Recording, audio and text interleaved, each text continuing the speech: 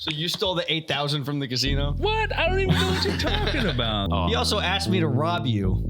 But yeah, not. he also asked me to kill you. Yeah, but not for the reasons you think. The cycle will continue. Like at that point, I just wanted to rob somebody.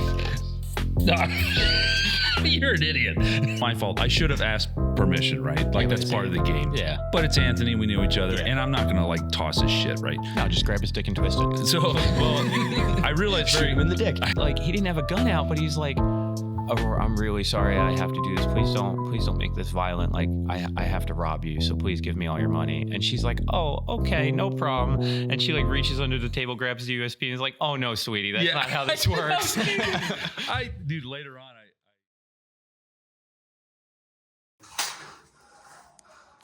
Your courier business is done.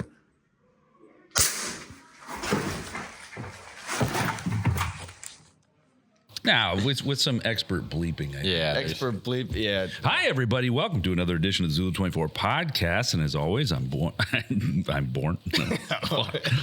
joined by Tony Brown, Anthony from Tech Airsoft Studios, and Jordan from Zulu Outdoor. Man, I can't talk today. Holy shit. It's been a weekend. Yeah, it has been a weekend.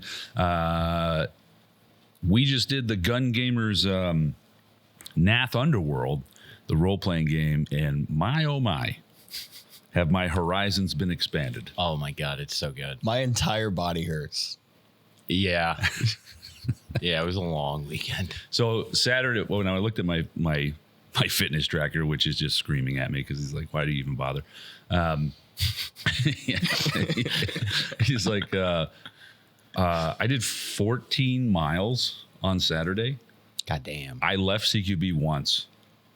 Yeah, it was a lot of running around CQB. I did 4 miles inside of CQB. Well, 14 miles inside of CQB. I probably did like maybe another mile when I went on my vision quest. And then Sunday was like another 8. That's a proper op. Yeah. That was a lot. So that's how many miles you did. You probably did double that. I was running around the whole map. Doing your courier service. So yeah. So And it didn't hit me until the second I walked off the field. Yeah. It was like, oh wow, I gotta sit down. 0. Like my Charge. in-game character died the second I walked off the field, and all of a sudden Anthony's hurting. Yeah. No longer the courier. You went through the severance door and that was it. You're just like, why am I so tired? Fuck. That was fantastic. Big shout out to Gun Gamers Productions. They did a fantastic in-depth game, and you'll learn more about that as we get into this. It was a true open world, story-driven game where you could do what you wanted, man. Yeah. It was fantastic, and it I guess we just have to get into it because there was so much going on. If you were bored at this game, it was your fault. Yeah. Like it was absolutely your fault.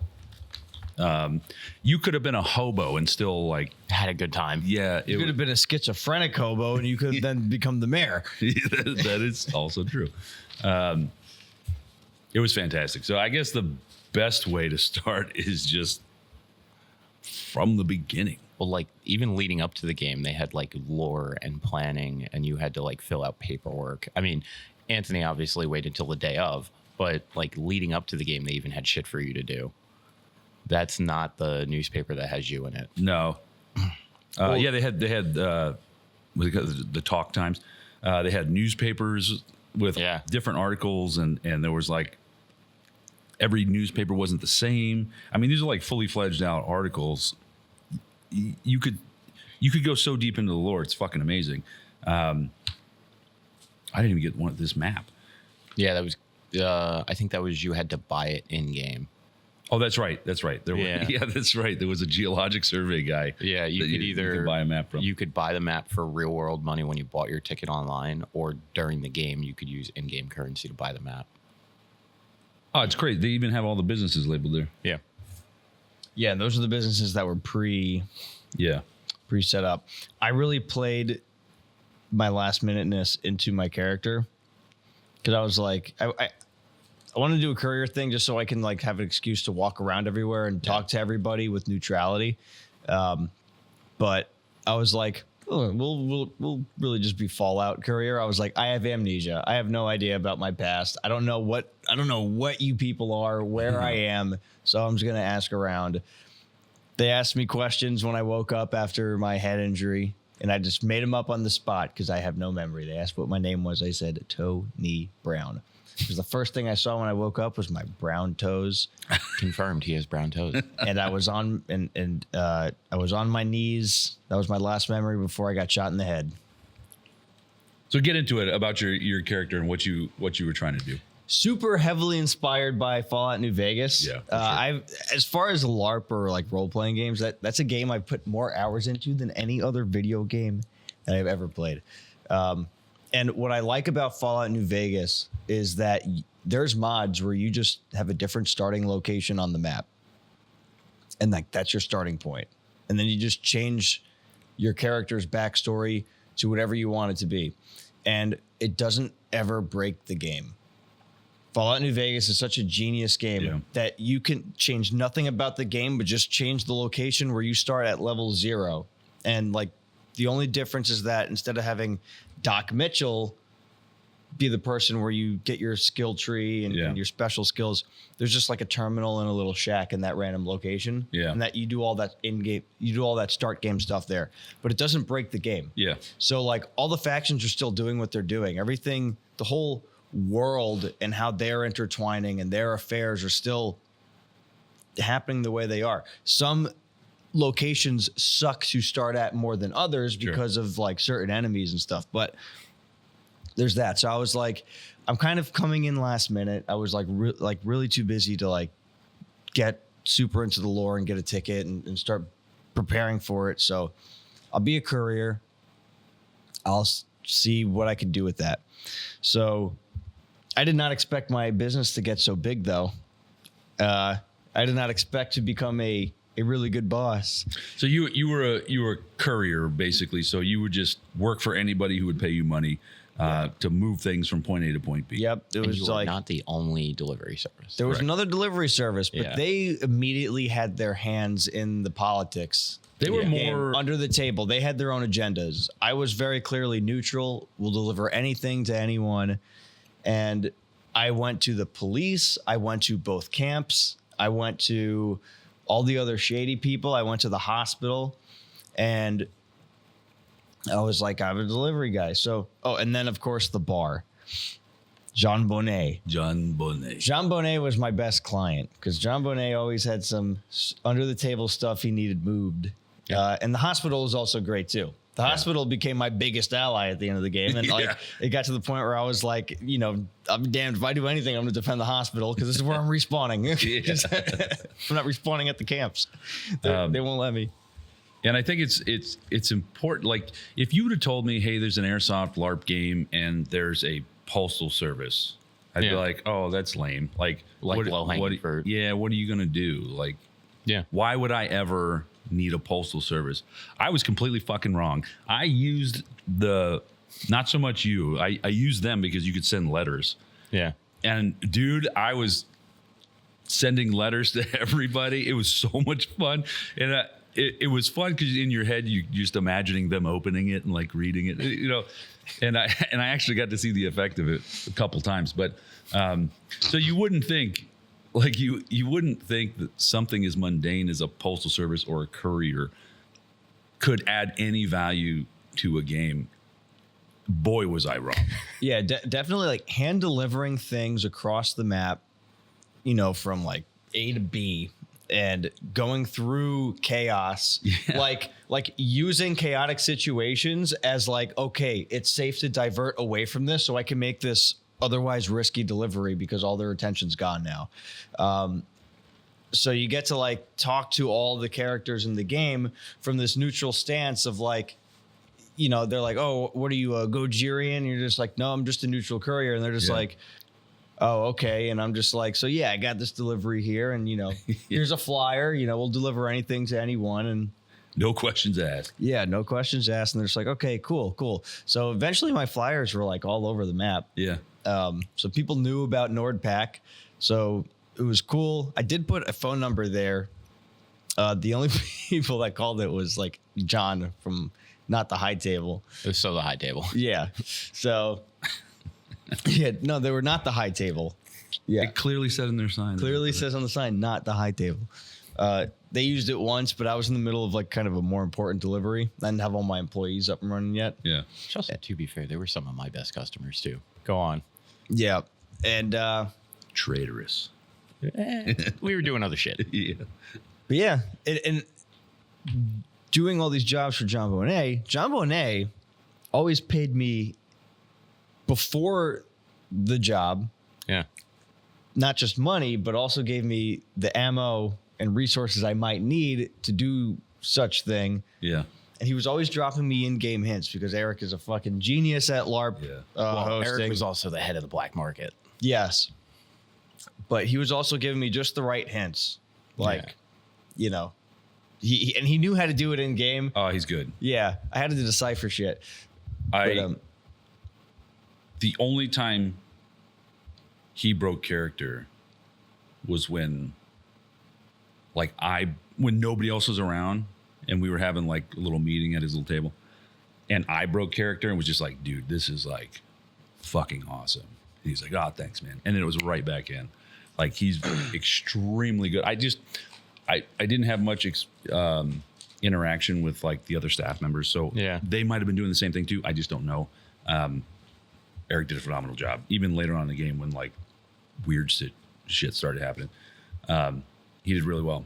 Because there were some points of potential game breakage during it. Potential. We'll get into that. Yeah. So yeah, Anthony was a courier, Fallout-based courier, and did pretty well to a point. So my character, I was originally just going to be citizen number 34, who's just simply gaslighting everybody that he's the mayor. You played Gaslight Simulator 2025. He did real well. But then I talked about it on the podcast. And can you just take the cookie out of the wrapper so we don't hear the wrapper? Thank you. Get it done now. Just pour it onto your folder. This is foreshadowing, by the way, the cookie talk. Yeah. Yeah. But I made the mistake of talking about it on the podcast, and then I had people coming up to me in staging for like regular open play days, and they're just like, "Oh, you're gonna do the thing?" You know, I was like, "Oh shit, I can't do the thing now because I'm an idiot," and I told everybody. So then I would tell everybody, "No, I'm not gonna do the thing because, you know, I already talked about it. I kind of ruined it." So the gaslighting started there, and. So then in the Talk Times, the newspaper, they did an article on me and basically saying like, oh, he's delusional and schizophrenic or he's a homeless man with mental health issues, right? So I was like, cool, I'm gonna run with that. So I just so I was a homeless schizophrenic. That was the thing, and to further my character, so I had a blazer. And I wore that, and I had an ill-fitting fedora. It was Cameron's fedora, and it was like way too small, so I could only wear it like on the crown of my head. I couldn't wear it like normally, and it just looked ridiculous. And that was the point because I was a schizophrenic homeless person, right? And then I got some cardboard and just wrote with Sharpie "Mayor," and then on the back side of that I wrote "Business Tax Collector." And then I used 2 magnets in the pocket to like keep it there, right? So I could flip it around if I wanted to. And that was it. And then I just started saying that I was the mayor. Clearly fucking delusional. And it just worked. Like it just... Well, you also had a job. You were employed. I didn't do anything for the job. I was a job. That's why you never got paid, but you got health insurance, damn it. I did get health insurance. I was going to say we were technically employed by NordPack too. Yeah. Yeah, but you guys actually did help Yeah, we helped. occasionally until you started. And that was the last hour of the game. Hey, you know, alliances had changed. But Yeah, but your health insurance plan didn't. you're right, and I used it. But yeah, so that was my character, and it just ballooned. It just ballooned to a point where like I had several hits out on me At any given point in time. yeah, to kill the mayor. And it's like, I'm not the mayor. I'm just some fucking guy who just wrote mayor on a piece of cardboard and everybody believed it. Yeah, but like Everybody also believed that, well, not everybody, but a lot of people believe the business tax collector part. And we'll Yes, get to that. they did. We'll get to that. Yes, they did. And I was purposely over the top. yeah, I was purposely clearly it got to the point in the game where like the mayor was and that's where the gaslight. This like that double speak. Like Yeah. this is like Orwellian double speak. You weren't the mayor. But you're just like, I'm the mayor. It's like, what's his name? I don't fucking know. The mayor. Yeah, Right? exactly. So it's not like the mayor. Yeah. So people still like refer to you as the mayor, even though they acknowledge like you really are just schizophrenic hobo. But because people referred to me as the mayor, people were like, oh, he's the mayor. Every time some huge gunfight erupted, it's just like, why is this happening right now? What the fuck's going on? And all of a sudden, like you look out in the distance, out of the corner, you just see you walking out. You see you walking out like your tea, right? And you're just like, like, Oh, dude. BBs are flying over your head. Like people are fighting everybody but you. And you're just like, like Dude. you orchestrated the whole thing. Yeah, that was basically my character was I was a schizophrenic who thought he was the mayor. And so acted as such. So whenever some sort of like opposition or whatever arose, I made moves against it, regardless of who it was. There were some slight alliances, and we're all friends here, so I'm also not trying to break the game. So, I'm not trying to shit where I eat either. You know what I mean? So like literally eat. But it was fun. It was so much fun. It was, I must be like I could be a dictator for sure. Sure. You played it really, really well. There was something very, very satisfying about signaling somebody in the slightest of ways, and then we both walk around and then meet up in a very secluded spot.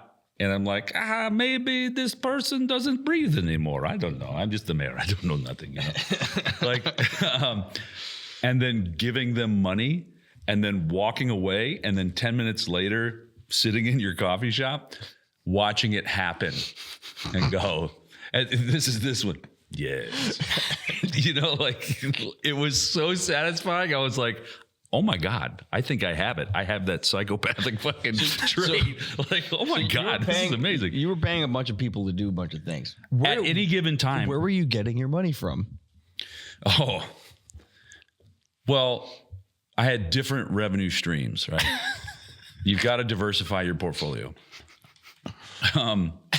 A, I had my starting cash. B, you paid me once. C, I robbed the fuck out of people. Rob James Lander. Yes, I did. Was it my secret corner? I have to tell you a secret. Come into my corner. He didn't have any cash though. He had BB, so I just dumped them on the ground. And then you paid. We'll get there. Yeah. Then I sold my services as the mayor to promote business. So I had a megaphone, and I'd be like, hey, I am the mayor. If you want people to have your empanadas, I will tell you. That was pretty, I hit every business, and every business paid me. It was actually, that was pretty lucrative. I could have been completely legit and just done that loop. Yeah. And they weren't going to pay forever.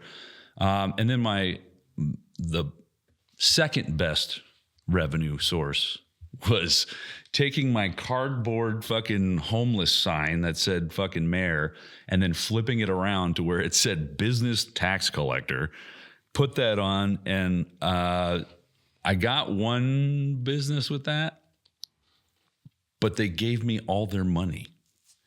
It was the casino. Oh God. I walked upstairs and I was like, hey, tax collection. This was Sunday morning. Yeah. And I got here pretty early, probably like 7. And the guy was like getting out of his like cot. And I don't know if I just caught him and he was sleepy still. And I was just like, time for the taxes. You give me the taxes. And he was like, oh shit. And he was like, probably, he's like, how much is it? I was like, same as last time. Cause I don't know what the taxes are. Right. And he was like, Here. He just gave me a fucking stack of cash. How much and I was was like, it? It was about 1,000. I think it was like 1,000.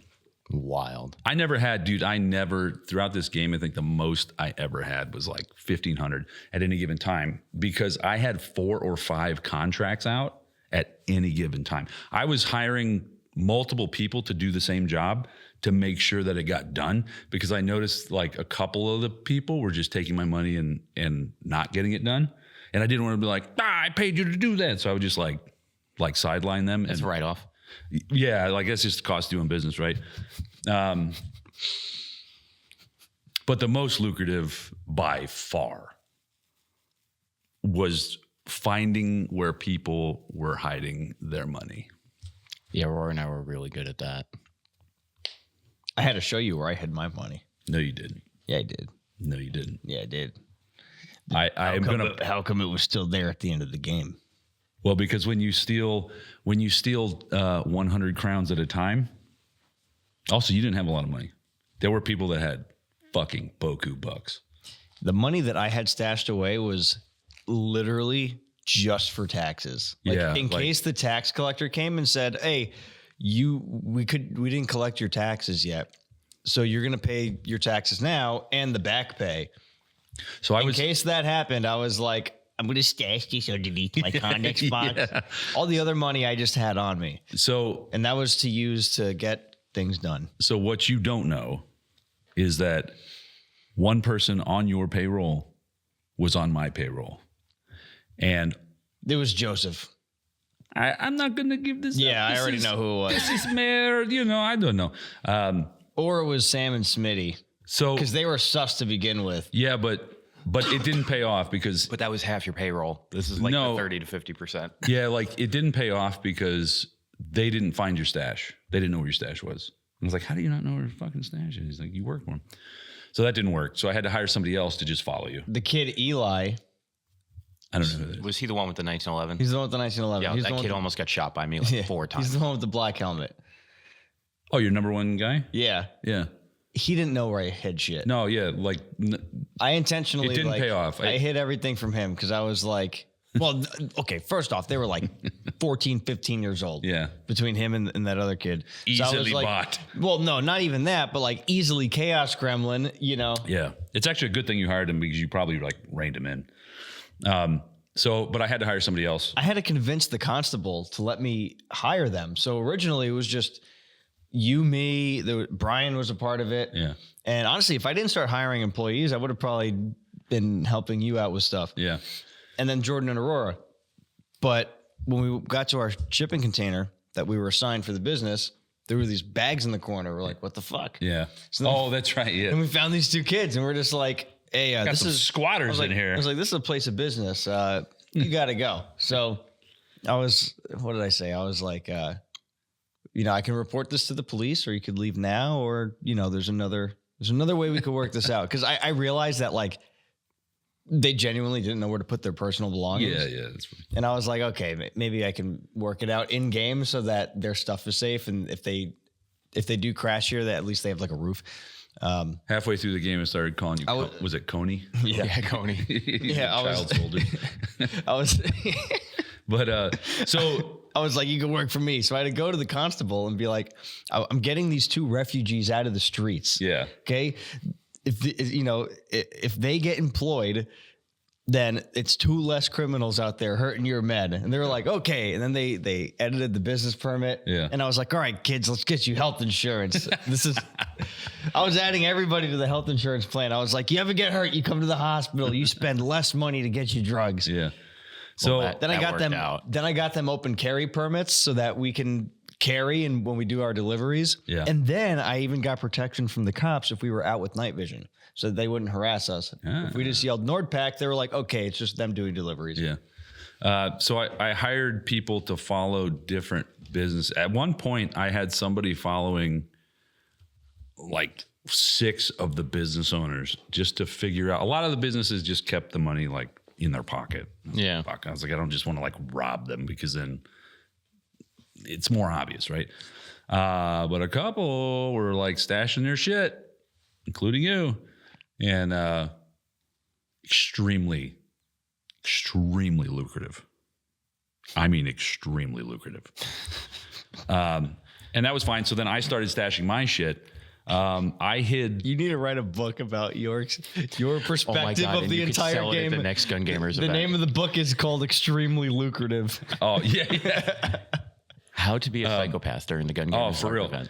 And then I actually ran into the problem that I had so much cash that I couldn't dare not carry it, but I couldn't stash it. So I had to stash it in like an obvious, but not. So I stored all of my cash in your business. Yes. Which I didn't know until afterwards. By the time he started doing that, I was no longer really safe in the city because he had tarnished me. Okay, so I started stashing stuff in there like hour 3. So I stashed I kept like some cash on me, and then I kept the rest of the cash in a Dunkin' Donuts coffee container that was empty in your Connex box. And I even like put it on its side. So you were like, it's just Dave's empty coffee. I fucking kicked that shit away at night when I was setting up my sleeping bag. So yeah.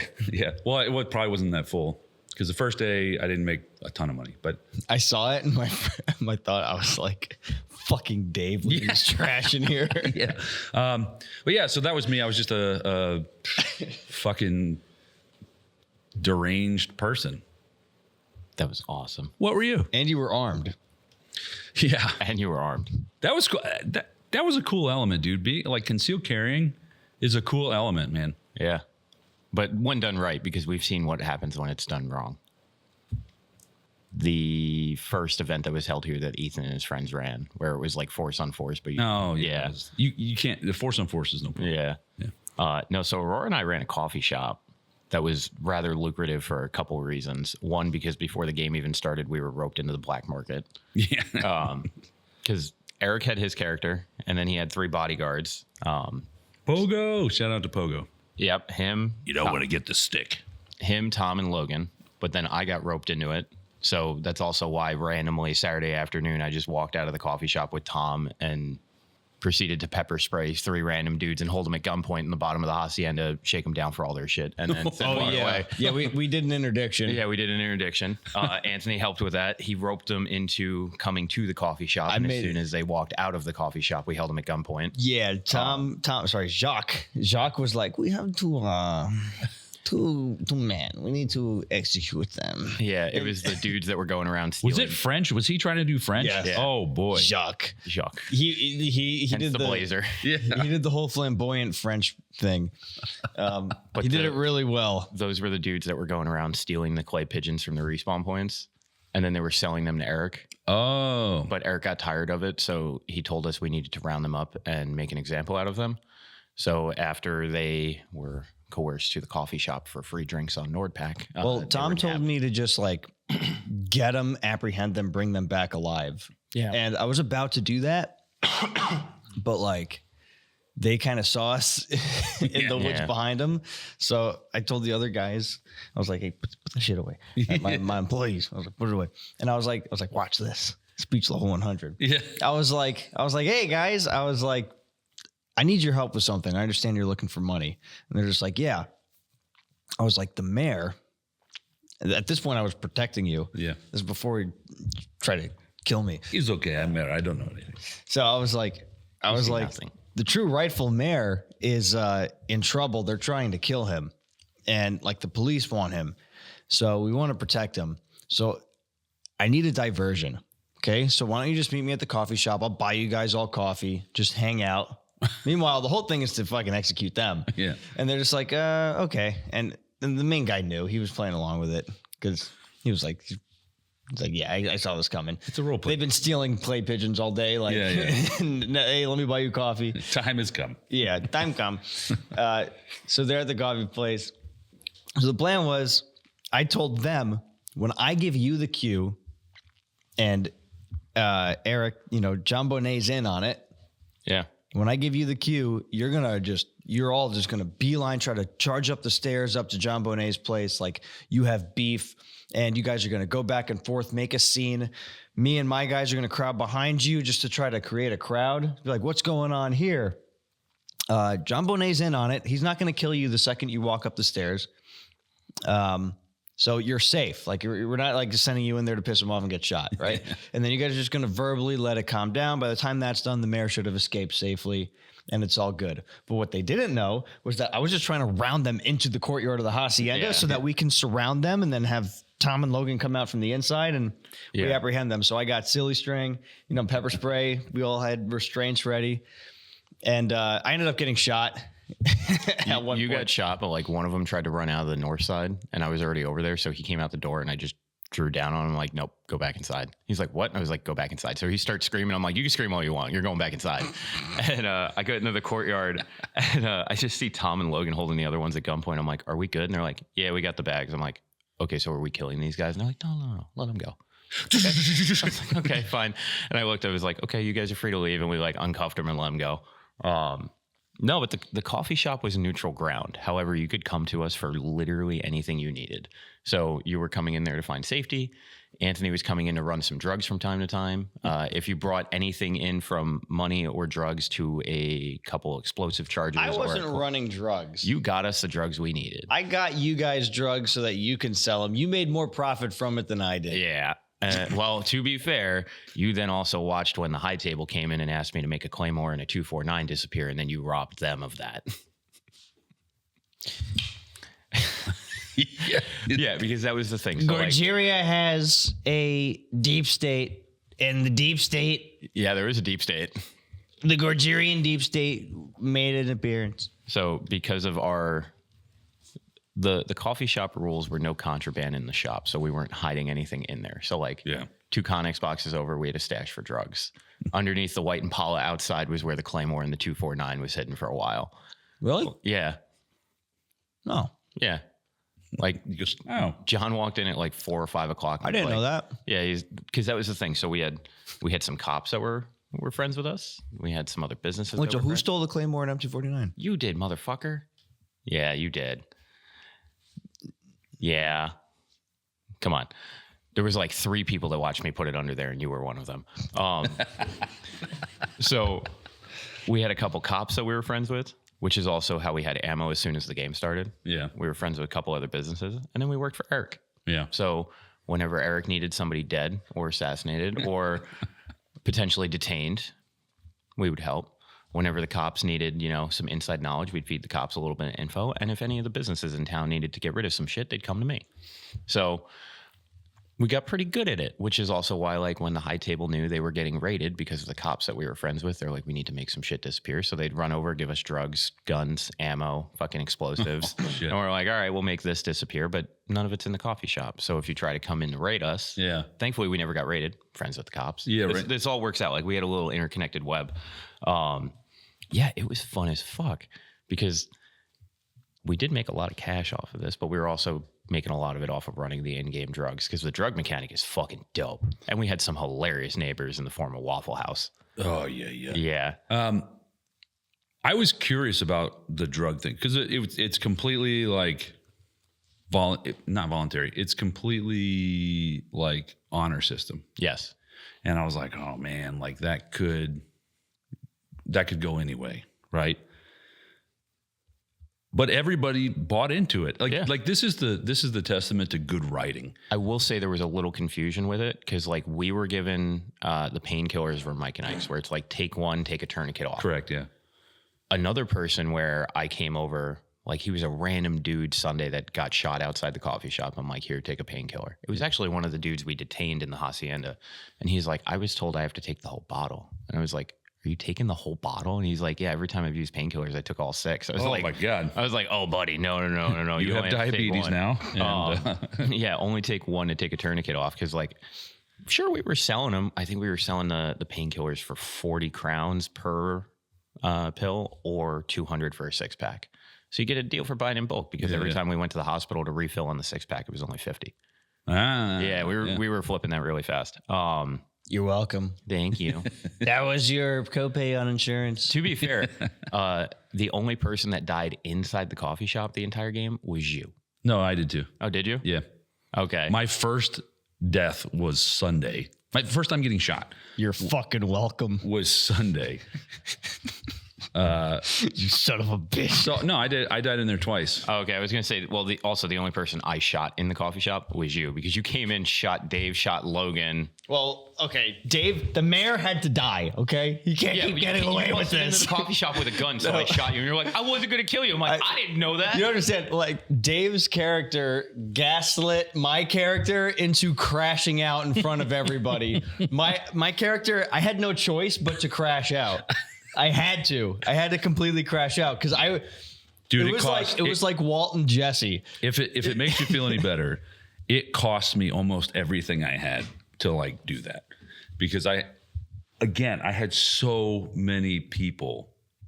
To do what specifically? Oh man. Well, I hired like 3 just to kill you. Then I was hiring people to do How many were successful at killing me? How many times did you die and it wasn't me that pulled the trigger? Once. That was Okay. Tom took a shot from a sniper rifle. That was me. Yeah. I set that whole interaction up, by the way. I sent the letter to the casino saying that you robbed the casino. Yeah. That's why he came. Dude, that's why the postal system is so fucking good. Because if you're going to be a ridiculous psychopath like me, you can be hands off of everything. I paid people to go to the post office, write a letter. Or one time I paid a guy to just go to the post office, grab a letter in an envelope, Come back to you. and bring it to me. I write it, he mails it, right? So I'm like 2 steps removed. The one I sent to the police chief, Dave might have I wrote bodies that. in the basement. dude, I unlocked like a new skill tree with this. It's fucking wild. But so I guess once. Yeah. But I spent a fortune. Just like I was having people, well, A, follow you, B, to kill your staff. Oh, you didn't even have to pay me to do that. I realized later on that was, most people were just willing to do it. Like, Yeah, you honestly. didn't have to pay me to do that. I paid people to do, I was trying to paint the Gojirians as like super bad. So I paid a couple people to like commit crimes. And then as they're running away, be like, Gojiria, whatever. Oh my God. I fucking bribe people. Dude. I had to bribe you at one point too. Yeah, I took the money, but it wasn't really a bribe. I bribed all the postal office to not, oh no, I shot you in the postal office too. To shut up about me. That comes later. That comes later. So before I knew that you were like really trying to kill me, Oh, I didn't put a jihad on you till Sunday. I realized though, like throughout Saturday, like it was really fucking, it started to get really dangerous for me out in CQB. And I don't know why. Dude, there were points in time where like the noodle shop, they just loved violence. They were on the I think that they were supposed to be that way. yeah, because Yeah. like the noodle shop and the grilled cheese place, like they just They loved were violence. They were clearly like Gojiria fucking only. You know Yeah. what I mean? Like they were. I don't know if it just evolved into that. I'm not sure, but like where our coffee shop was placed, like there were multiple points in time where it was like them shooting at someone over the coffee shop, It's like ting, ting, ting, ricocheting off the wall. Like, And you're trying to like drink your coffee. yeah, Oh, like God. I'm sitting there brewing a cup and I'm just like, babe, like stay down. Yeah. Fuck, BBs are whipping by. A was fucking like, is this tag what- buckshot round like went through the door. That's I'm like, right. what the fuck is going on? I was like, is this what Syria's like? Holy Like shit. Saturday night, I'm outside cooking a steak and a firefight breaks out. They're still going. I'm still in the doorway, like cast iron skillet, cooking a steak. I'm like, will you fucking stop? Please don't get BBs in my steak, please. That was great steak, by the way. Oh, thank you. I was sad I left. Oh, you did. It was so fun. I was hearing the sizzle and I was like, oh man. Yeah, like I was so neutral, cool with people on Saturday, just doing my thing. You were then- so neutral it fucking hurt. Oh, Well, because so this is where I think you turned on me, because we were walking around getting our passport signed, getting our stimulus money, trying to like make like kind of establish ourselves in the beginning of the game.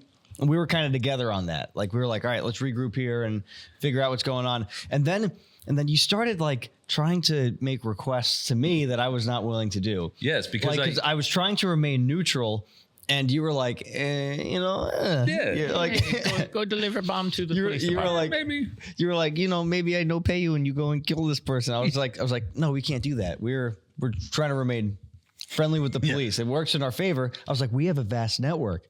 I was like, and we had a really good network. Sounds like a pyramid scheme. No, He really did. Like, we had a good network. Like, if you needed something moved from one point of the field to the other, like, we were going to get it there. have you ever watched? Okay, I think it's very well depicted in Game of Thrones. Think what you will about the ending, but did you guys watch Game of Thrones? No. Oh, you're missing out. I know. Did you watch Game of Thrones? No. Okay, fuck me. Remember. Okay, Wieners on camera. no, forget it. Is that all it takes to defeat you?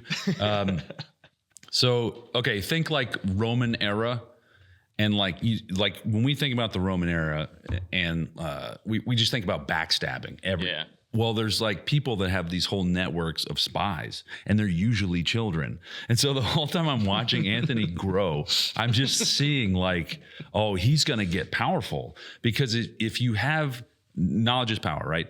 And if you have this network where everybody's cool with you because they think all you're doing is delivering, oh, he's just a package boy, but he's not. He's a fly on the wall. He hears everything. He sees everything, and he knows what's inside those fucking boxes. You know what I mean? Yeah. And I was like, oh, that's going to be bad. Like, that's going to be bad. Because my ultimate goal was to be elected, like the actual mayor, right? Like, try to actually get elected. I abandoned that Sunday because for whatever reason, Sunday when I came back, I was like, oh, I'm not as popular as I was when I left Saturday. Because you went home. It might have been. So I think I rubbed some people the wrong way. There was one moment you were like, I'm starting to get the feeling that nobody really likes me. Yeah, dude. As I just I'm in handcuffs. I'm in handcuffs on the ground, bleeding out. Like, oh no, I think nobody likes me. But I saw kind of early on what you were doing, and I was like, fuck. It didn't get as big as I thought it was going to get. It got very big, but Because of you fucked it up. I knew I had to start taking steps to kind of like undermine you a little bit. I didn't think I was going to be like shooting you and shit, but like it just got to that point later on. or executing me. Yeah, I didn't think it would get to that point, but because I still wanted to use It was a you. Hollywood movie moment. It was great. Yeah. I still wanted to use you. I still wanted to have you as like, I wanted you to think you were my ally. You know what I mean? I knew. So remember earlier in the game, I was like, Mayor Gare, we need to talk. You're one of the few people that knew my name. Yeah, exactly. your best friend. Yeah. You turn on me. Keep your enemies close. Yeah. I was like, we really have to tone down our language about the different factions here. NordPack is a neutral company. I'm trying to divide everybody. Yeah, because like I was trying to do NordPack promotion in the beginning of the game. And as I'm handing flyers out, like we deliver anything to anyone anonymously, there's Dave behind me just like, Except for Gojirian. yeah, we're going to kill all the Gojirians. We're going to be... Just radical. You need to go watch a show called Catch 22. So it's on Hulu, and you are basically the character that runs what's called the Syndicate in the show. Yeah. So it's this World War II bomber comedy where like this one dude's just trying to get all of the missions he needs to get done so he can go home before he dies in like inevitably a mission. Yeah. And every time he gets like 2 away, they're like, no, number bumped up. It was 25, now it's 30, now it's 35, now it's 40. Fuck, that would suck. So his and he's just like going through this psychological breakdown during the show, but it's a comedy. So it's like dry but dark comedy. And there's this one character, and I can't remember his name, but he starts what's called the Syndicate. And it's like the foreshadowing of how FedEx starts, where he just randomly appears on the runway one day, but he's in German bombers. He's a U.S. soldier, and he's got German pilots, and they're all being held at gunpoint. He's like, no. They're part of the Syndicate. They're defecting. You're part of it. He's part of it. We're all part of the Syndicate. And he's like pulling out cases of tomatoes and olive oil and fresh fruit, and he's like got cows unloading from the plane. He's like, it doesn't matter if they're German or Italian or Japanese. They're all part of the Syndicate. This is a shipping network. And he's just like goes up to the base commander. He's like, Colonel, try this tomato. And he like takes a bite. He's like, hold on. Some fresh salt, some fresh olive oil. He's like, I just imported this from Holy Italy. shit, that was my character. It is your character. Oh my God. You have to go watch this fucking show. Because that was what I was Googling. Because we were talking about it. I was like, Yeah. there's this one show and it describes Anthony's character to a T. It's called Catch-22. You need to watch this. Did he get health insurance for his Yes. people? Yes. I was the best boss ever. I don't know. I liked my neutral coffee shop grounds where I just had all of the info needed. You were outwardly facing neutral. Oh yeah. But at the same time, like when somebody comes up and they're just like, hey man, I think I'm gonna grab the mayor and detain him and we're gonna execute him in the streets. I'm like, that's cool, man. That was appreciated. Like you should drag him to the city square, even though the election's going on out front. And I just go over to Dave. I'm like, Dave, fair warning. You're about to be executed. So, But no one paid me, so I'm going to quietly protect him while I also give him the information he's going to be grabbed. yeah, and I would have. They were so dumb. They were so dumb. They were like clearly like everybody's like go to the election, whatever. They were clearly like surrounding me in the mob or whatever. Yeah. And then I heard them whispering behind me, so I just stopped, and they stopped. He don't know. He don't know. And they stopped, and I was just like, "Oh, we all go to election. You go in front of me."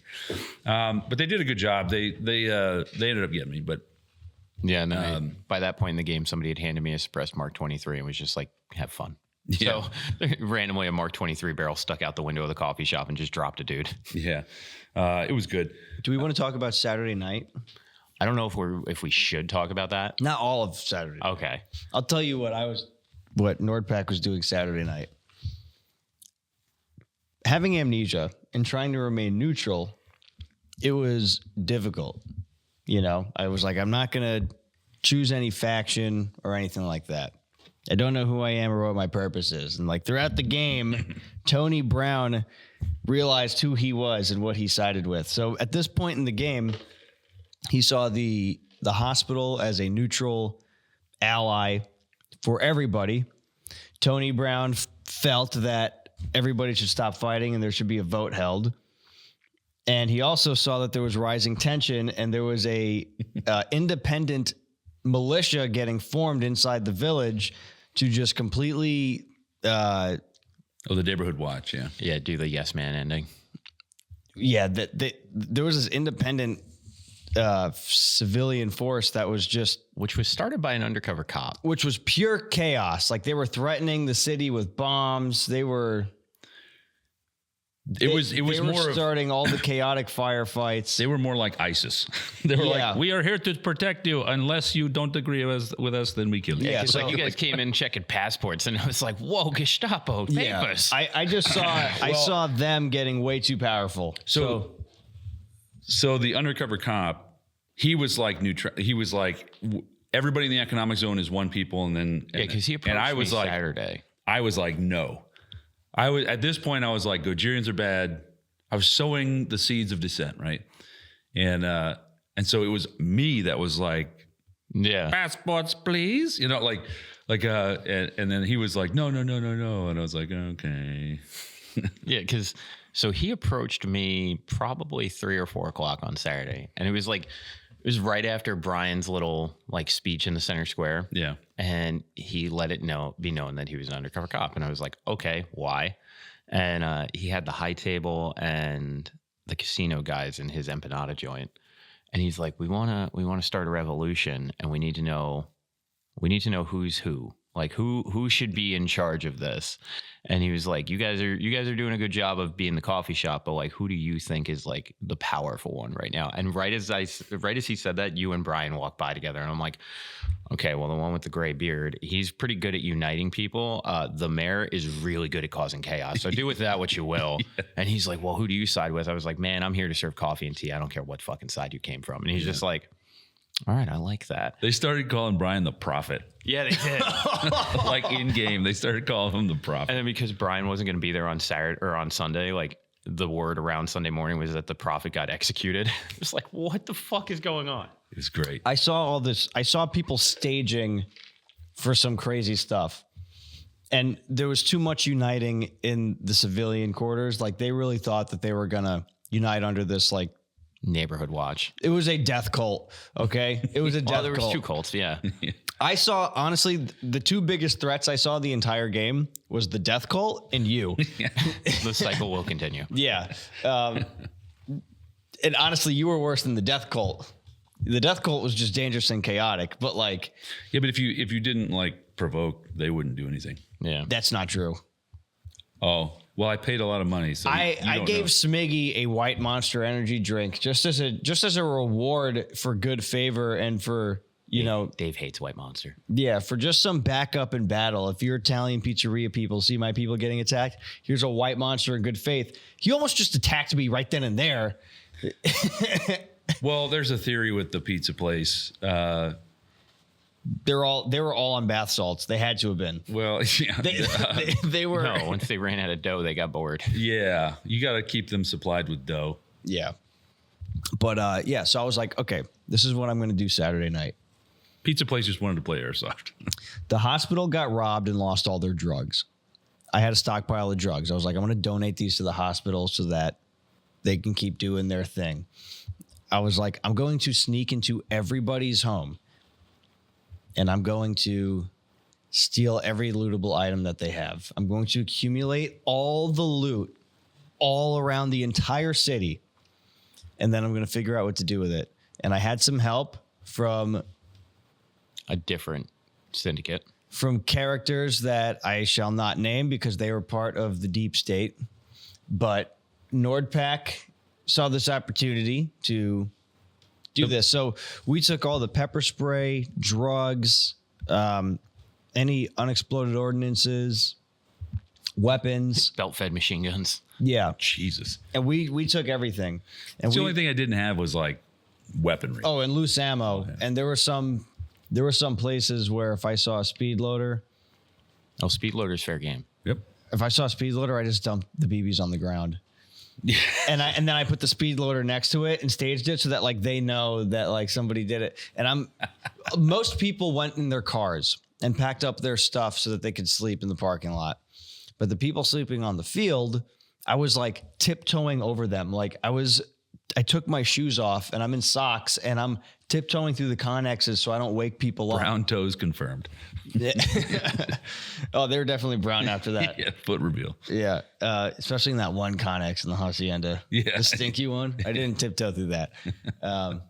It was mainly like second floor stuff because the Connexes are fucking loud. Yes. If I took the wrong step and it went like, it bubbled Yeah. and like, yeah, everybody would have woke up. So I did that. And then I like couldn't. Now, while you were doing that in good spirit in games, somebody did go do that to the police station and they stole a lot of in-game currency and ammo and accidentally flooded the market and accidentally tanked the worth of that dollar. But they did return it after they realized they took it out of a container that was out of play.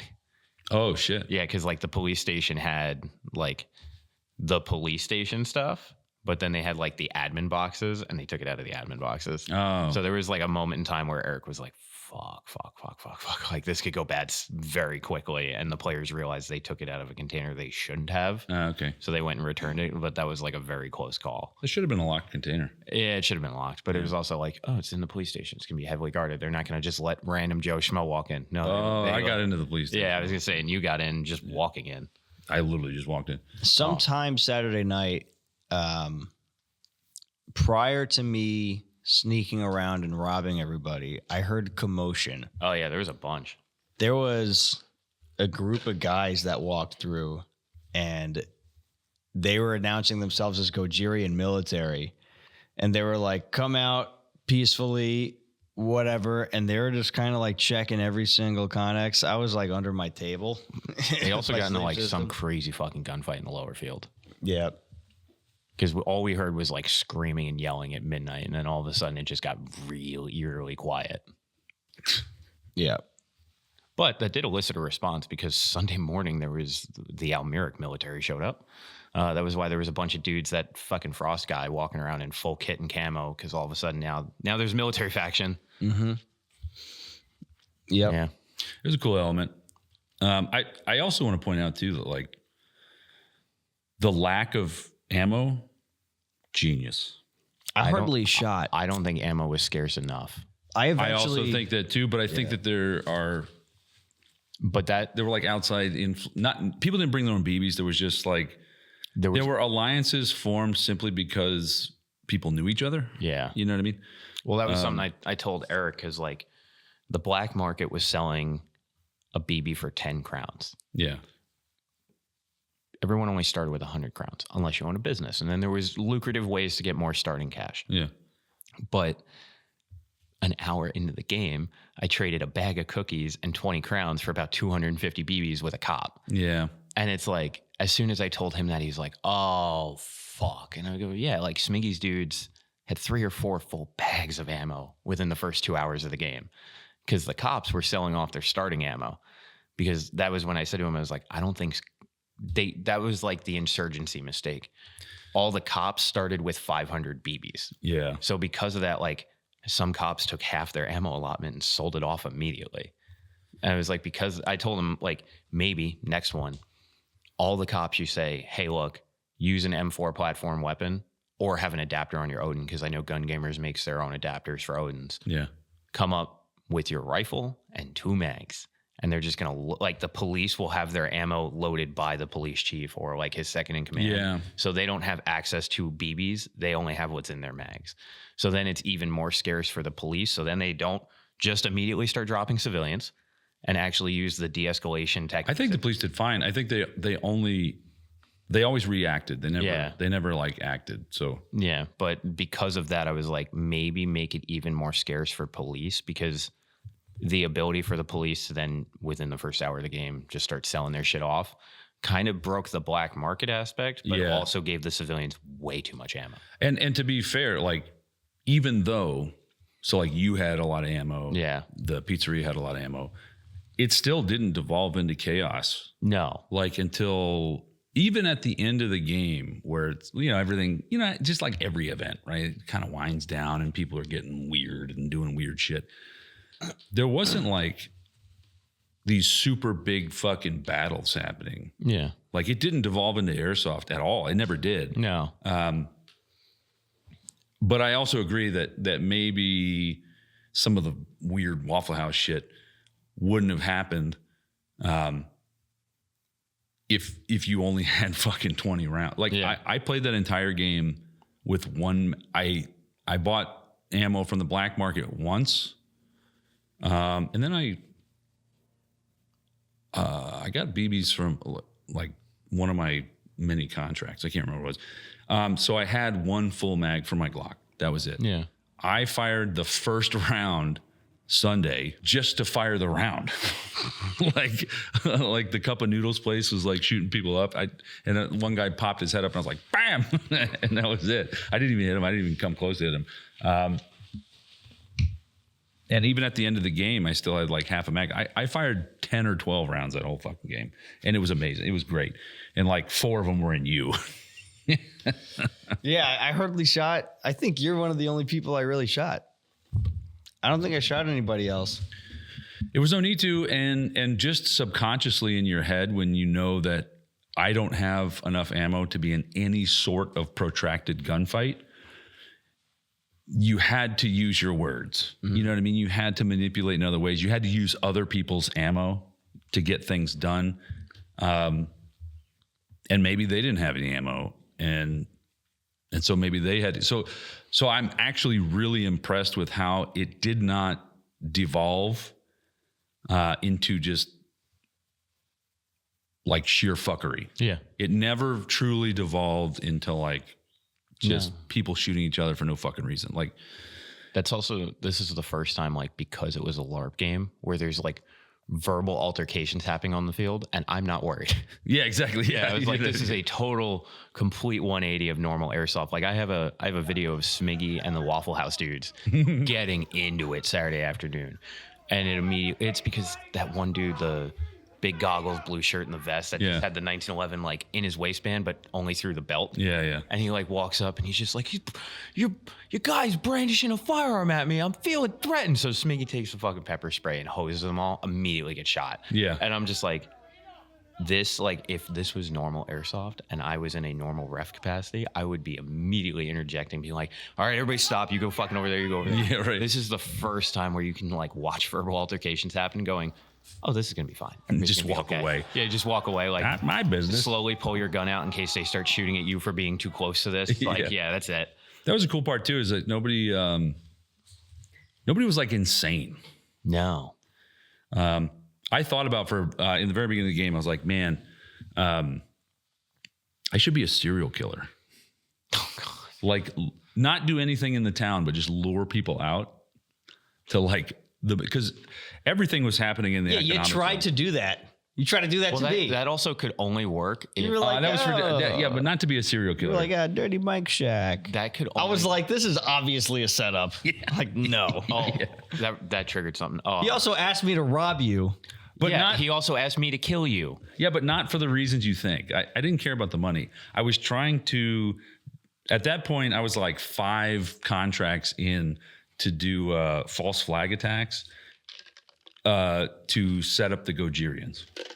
Because, the undercover cop was like, unite. And I was like, fuck this guy. I wanted the Gojirians to be the bad guys. I wanted all the, I don't know why I always forget the other. Almeric. The Almeric. I wanted to sow division. Yeah. And honestly, my plan, if I was elected mayor and wasn't instantly assassinated, I was going to do a speech where I gathered all the civilians around. And then I was like, all the Almerics over here and all the Gojirians over here. Gojirians, we just want to welcome you in to the unified province of people. And to my Almeric brothers, I want you to accept the Gojirians by pulling out your guns and killing them all. Like I wanted to do it so bad. And so that was like my guy was like Almeric through and through, and he hated Gojirians, you know what I mean? And so I was trying to do false flag attacks, and I was like, and I even said, I was like, no guns, no killing, you know what I mean? I paid another guy to rob to do the same thing because I knew Anthony wasn't going to do it, so I hired Anthony, and then I hired somebody else. You hired James. Yes, and I was like, and you were gone, and I was like, oh, this is fantastic. It's only your girlfriend in there, and I was like, this is great. So I hired him. And then I think I got an iced coffee. Yeah. And then I walked out. So I'm walking away as I hear James come in. And then I turn around to watch because I'm like, this is the best part. Like, this is how I know I have that psychopathic gene, because I wanted to watch. I was just like, so good. And then I see James running away. Yeah. And then Aurora like holds up the pistol and she's laughing. She's like, that guy just tried to rob me. And I was like, oh shit. So that was the thing. We put originally, like when Aurora and I were planning out the coffee shop, I was like, we have to put a tablecloth over the table. And she's like, no, it's going to get fucking destroyed like that. And I'm like, no, babe, we have to put a fucking cloth over this table and it has to overhang the front. And she's like, why? I'm like, because I'm putting fucking guns there. Yeah. And she's like, okay, fine. She was trying to legitimately not use a gun. And I'm like, oh no. I was like, here's your gun. Here's a KWA USP compact. Here's a fanny pack for it. If you leave this coffee shop, that gun goes with you. Yeah. If you're in the coffee shop, that gun's under the table. I was like, right next to it, if you need more firepower, here's an MCX with a 30-round mag, and it's on semi. Just take it out and blast someone. Doesn't matter if the stock's folded. I was like, there's an MCX under the table. And she's like, okay, fine. And I have my little 365. And if that all goes to shit, there's a Glock too. And she's just like, okay, fine. I get it. I had to take Logan off the field and because he forgot something down here, and I'm like, yeah, no problem. I walk up and literally you looked at me and you're like, James just tried to rob the coffee shop. Aurora's standing there and she's like, yeah, James, he was so sweet, he brought you an orange juice this morning. And like he came in and he was all happy and like he didn't have a gun out, but he's like, Aurora, I'm really sorry I have to do this. Please don't make this violent. Like I have to rob you. So please give me all your money. And she's like, oh, okay, no problem. And she like reaches under the table, grabs the USB and is like, oh no, sweetie, that's not how this works. Dude, later on, I came back, I found him again and I was like, you didn't have your gun out? No, he didn't. And you were like, you said no shooting. He's like, yeah, but you can't rob a place just on your like good word alone. Like, Jesus Christ, the worst part of all of this too was I don't know if she did it intentionally, but every time she picked up her USB at some point, she would rack it Oh, So no. it Did she was- have like 12 BBs in the barrel? No, she had no ammo in the gun. Because it was on the ground. Yeah. Because every time she would pick it up, I told her the operations for the gun. I was like, put the mag in, rack the round, hit the decocker. So, because it's a double action handgun, I was like, hit the decocker. So it's a longer trigger pull on the first one. So every time she picked the gun up to like leave the coffee shop, she would rack the gun and hit the decocker. So even though I loaded like 12 rounds in, by the time that James did that, she only had the one in the barrel and the mag was empty. And I'm just like, okay, thank God it was James. Oh, she would have killed him. He didn't even have his gun out. He had his gun in a fanny pack on his chest. Like, he just walked in there and was just like, I'm so sorry. Like, yeah, no fucking. I was like, oh my God. I gave her a pat on the back. I was like, good job, babe. You listened. I was like, this is awesome. I was laughing so hard. And he didn't even do the thing that I wanted him to do. He wasn't even like, go Jerry, or whatever the fuck. This was my plan if I actually went through with the robbery. I would have walked in, because I did see it was just Aurora. I would have been like, if you got robbed at gunpoint, how much money would you give them out of your register? And then I would pull my wallet out and I'd be like, look, somebody's trying to make me rob you. I'm going to give them this money and say that I robbed you, and you're going to go and yell and say it was the Gojirians. Yeah. That would have been because you were my Nordpack employees and I'm a good boss and I'm not going to rob you. That would have been a better plan in hindsight. But I was trying to keep hands off of everything. Also, you could have done that too. Well, no. He had also just robbed James in the coffee shop. I am the mayor. I cannot be. I didn't want to actually do anything. So anytime something was going down, I was always within eye shot, but like but hands off. Right. I told a couple people when I paid them, I was like, hey, wait 15 or 20 minutes before you do this. Yeah. And so I wanted to make sure, like, oh, I'm so hot. I need to take this off and just sit here for a while. Oh man, drink water. like I wanted to, like, it could have been Dave. He's like heat casting over here or whatever the fuck. Like, I wanted to be so far removed that it was like random act of violence, random act of Gojirian violence. You know what I mean? Sometimes it worked, sometimes it didn't. Sometimes it was pretty obvious that I had like a clear hand and everything, especially later on in the day. Dude, when you robbed James in the coffee shop, that was the funniest thing. Because like they're both just standing there like talking, having a drink. Dave just pulls his Glock out, sticks it in James' side, and he's like, get in the corner right now. And he's like, and James is just like standing there like this. Dave's got his gun in his ribs, and he's just like, where's your ammo? Where's your money? And he like unzips James' fanny pack. He's like, oh, you just got BBs in here? And he just starts scooping the BBs out, throwing them on the floor. And he's like, he looks at him, and it's just like, all right, get the fuck out of here, and like kicks him out the door. I'm like, all right, I guess we're doing this. Well, like at that point, I just wanted to rob somebody. Again, I have that fucking gene, dude. Again, new skill tree unlocked, dude. Same thing when free will discovered. Oh yeah, dude. I was like, oh damn. There was one moment in the game I was like, all right, I'm about to quick save real quick. Yeah. Dude, like when you ran into the coffee shop and shot Dave and Logan, the first thing I did was drew my gun and shoot you. You look at me, you're like, why'd you shoot me? I'm like, 'cause you came in here shooting. You don't understand what happened before that. So that's why when Aurora was like, I'm gonna tourniquet Anthony and then give him a painkiller, I was like, that's fine. Okay, cool. You can do that. Hold on. And while you're talking, I would go over and rip the mag out of your MP5 and put it on the table. I was like, okay, now you can do it. You didn't even notice I did that for like 10, 15 minutes. It was hot. Okay. I didn't get any sleep. Like 15, 20 minutes later, he's like, wait, I lost the mag that was in my gun. This is an MP5. How do you do that? I'm like, it's on the fucking table in the coffee shop. Yeah. Oh, dude. So there was a point in the game on Sunday where basically the police are up on top of the hill. The Almerian camp is claiming that they want to end the violence, have a democratic vote, and they'll be okay with what the results are. The cops are like, cool, let's have an election. Almeria is like, cool, let's have an election. The hospital's like, cool, let's have an election. And I'm just like, cool, let's have an election. I still can walk through the town safely. Nobody else really can. In the hospital, they got to stay in the hospital and be busy. I could have walked around pretty safely, actually. Yeah, but you were too busy running the coffee shop. Yeah, that's true. And I would also have to go into the town to tell you this. Yeah. I probably should have roped you in more. That's fine. We were having a great time. Yeah, so I went in the town and I was just gathering people. I was like, guys, the hospital is the Alamo for democracy. I was like, do you want the death cult to win this thing? And they're like, no. So I started pooling people, getting them to the hospital to defend it. And I went to the GPS, the Gojirian Postal Service. Yeah. And I was like, here's money. Give me everything. And fucking pay them for nothing. They were thieves. Okay. So I was like, give me everything I need to make a ballot box. Yeah. So they assembled the box. They cut a slit in it. I ripped up all the ballots. I had a pen, and as I'm making the sign to be like, vote for your next mayor. Yeah. Democracy will happen here. And I was like, we're gonna fix this, right? Dave walks in.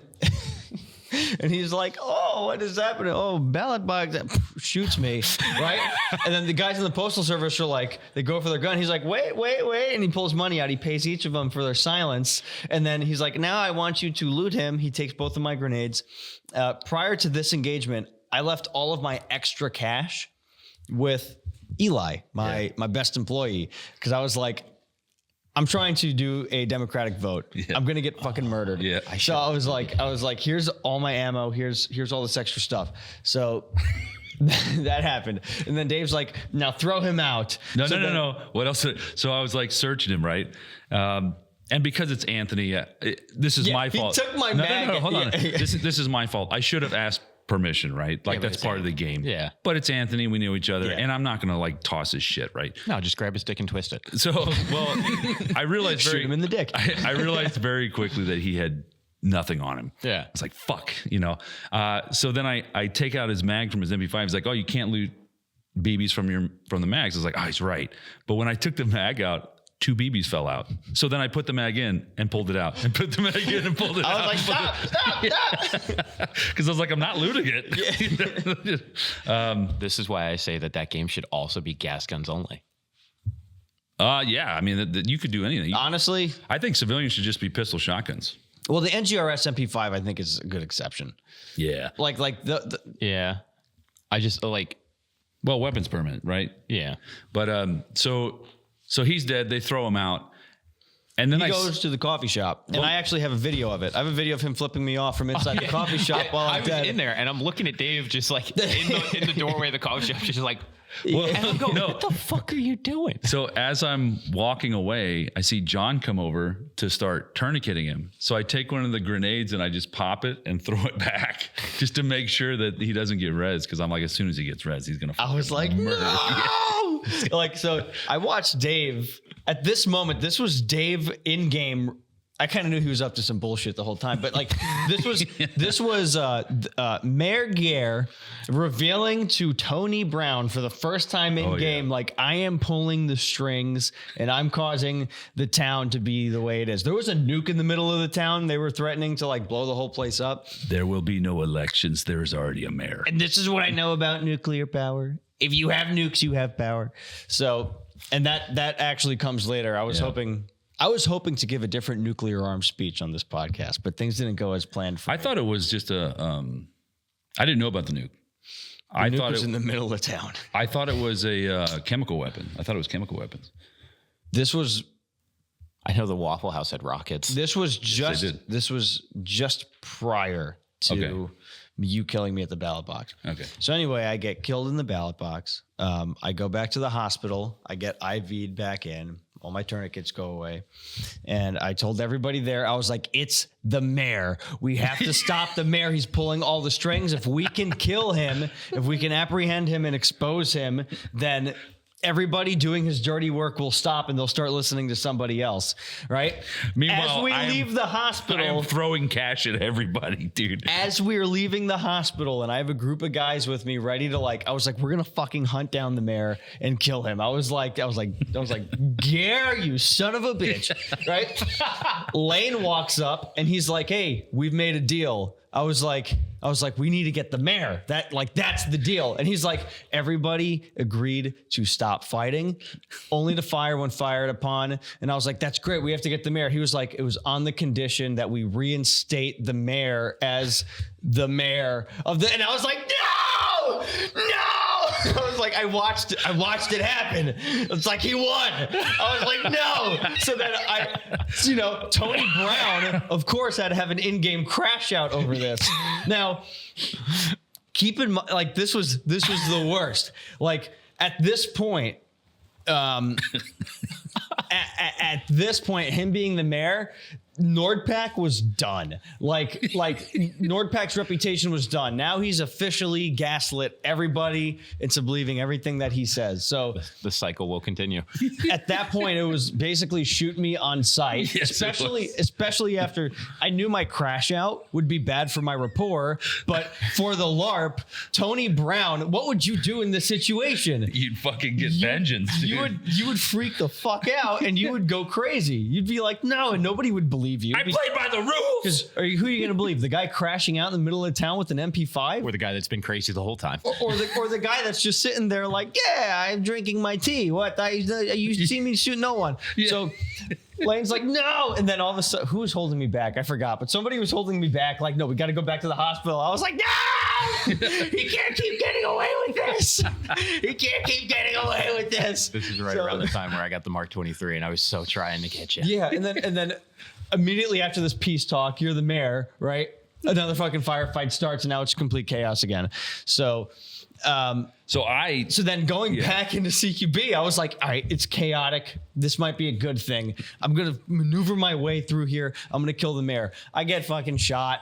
And the only way I can get back in during this chaotic situation, and I was with my number 2 man, Eli, was I had the experimental drug, right?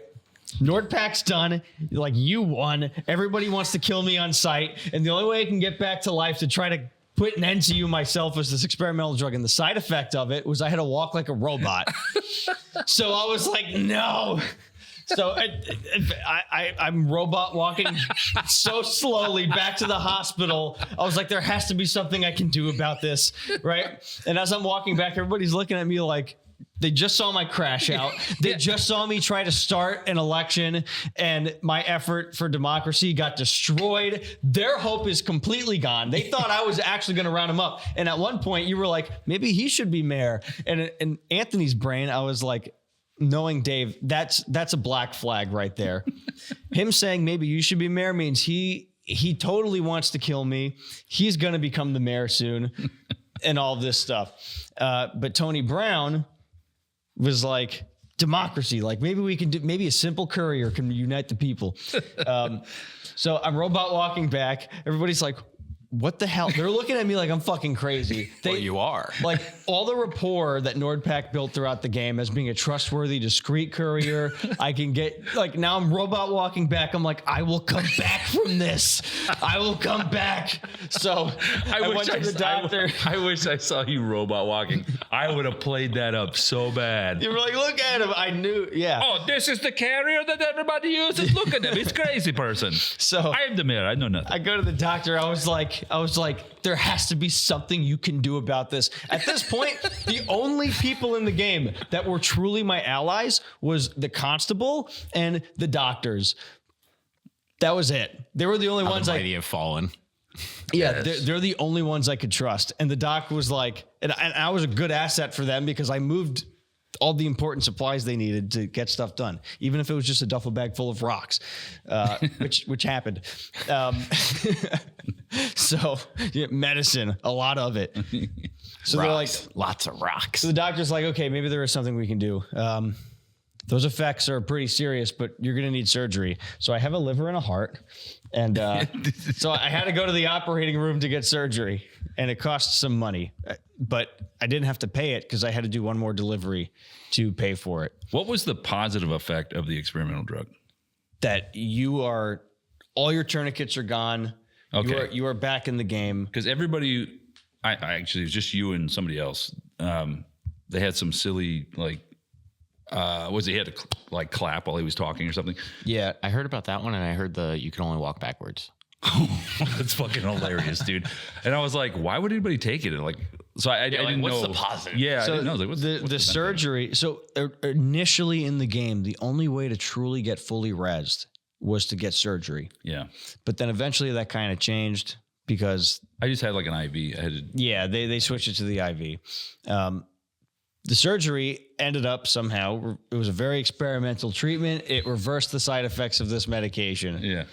Also, earlier on at one point, Like a robot. the doctor offered me compensation to be like, if you guys want to try an experimental drug, we'll compensate you for trying it out. Yeah. So I was like, I looked at my 2 employees. I was like, all right, guys, if you don't take this experimental drug, you're fired. So I forced them to take it. Oh, no. That was the only cruel thing I did as a boss. Eli only had to jump 10 times. That was his only side effect. The other guy, Joseph. Coney. He's Coney. Yeah, the other guy, Joseph, until nightfall, every time he spoke, he had to clap his hands. Till nightfall. Yeah, so he just didn't really talk. And if I heard him talking, I was like, I don't hear you clapping. Yeah. You could, one could say. So this is how the surgery worked. You go in the operating room, you lay down, and then they get some organs out of a folder. And then A red folder. yeah. And then they get some tools, so picking it up off the floor. I was like, is it okay if the tools are on the ground? Is that a little, it's fine. They're shaking around. They're like, all right, now I want you to scream like you're getting surgery. So I screamed like it was the most blood-curdling, painful scream of my life. And I let a bunch of those out. And everybody's like, what the fuck's going on? Is he getting surgery? And then I was back from it. I was gassed from screaming. Okay. And I was like, all right, what do I owe you now for that surgery? Thank you for giving me the ability to walk again. They're like, okay, a bunch of medical supplies are at the Almerian camp. And I was like, fuck. I was like, all right, Eli. It was not safe. Yeah. And just prior to this, a couple guys were about to bring like a bomb to the police station. Oh, fuck. So I was like, we can't go there. That's just going to be chaotic. And I don't want to be associated with that. So we flanked. Yeah, we took all the back roads to get there. Yeah. To the Almerian camp. And when I got to the Almerian camp, I gave them the doctor's note. And I was like, okay. And then Lane was like, all right, here are the medical supplies in the duffel bag. And I was like, all right. And I go to pick it up and walk away. And I was like, what's in here? Rocks? And I opened it up and it was just a bunch of rocks. Medical supplies.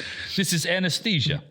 I made Eli carry it most of the way. Yeah. I just want to point out too, like when we're talking about going to the hospital and getting permit, like, I mean, if you're Medical listening cards. to if you're listening to this, you can't see this, but there's actual insurance cards. Yeah. Anthony has his open carry permit. Yeah. Like when you go to the hospital, there's like hospital shit there. When I had to get like revived or whatever, I had to drink like it was red Gatorade from an IV bag. Yeah. Like everything was there. Like It was so well thought out. Like Aurora had to get a prescription written for the painkillers so we could sell them. Yeah, like And it looks like a doctor wrote them. like everybody got passports with the different factions, like depending on what you were. Some people were tampering with their passports and removing their stickers. Yeah, right. Yeah. So and you had to get it signed by everybody, and there was the cash is actual Gojirian cash. You know what I mean? Like the thought put into this game. And the heart and liver were actual Taken out of you. heart and liver. No, this was what I was given. I was given a new liver and a new heart. Yeah. So it was Actual piece of paper that says heart and liver. So when we're talking about going and doing all these things, like doing paperwork, like each business had like a business license that they had to post. No, hold on.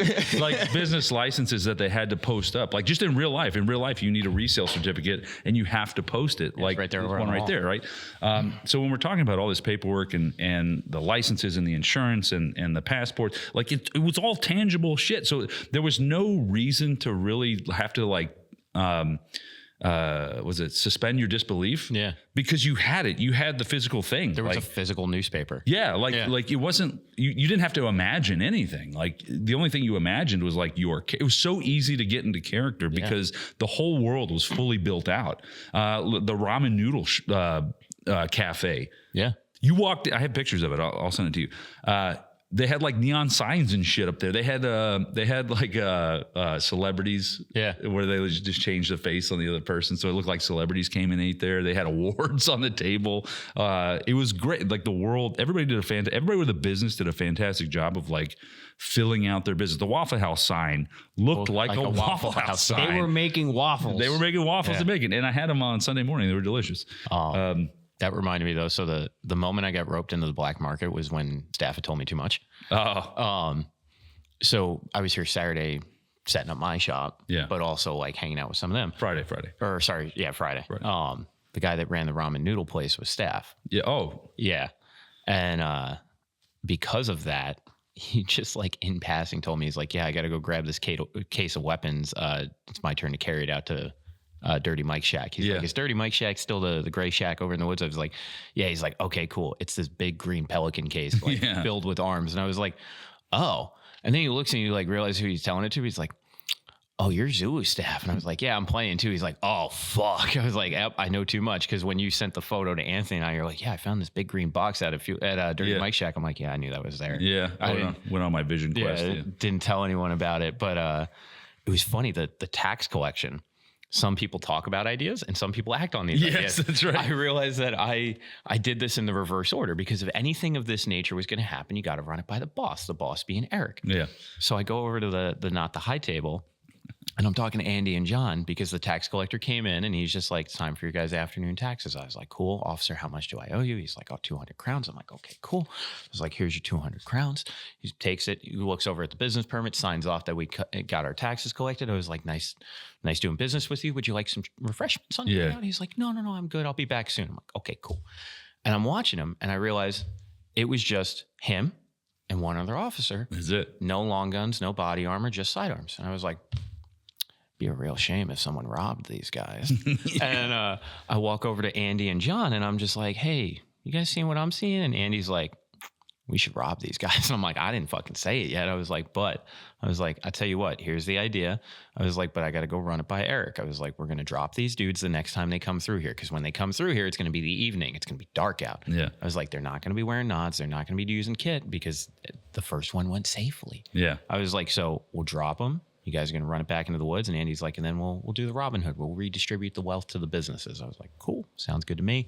Let me go get permission from Eric. And I think you were up there.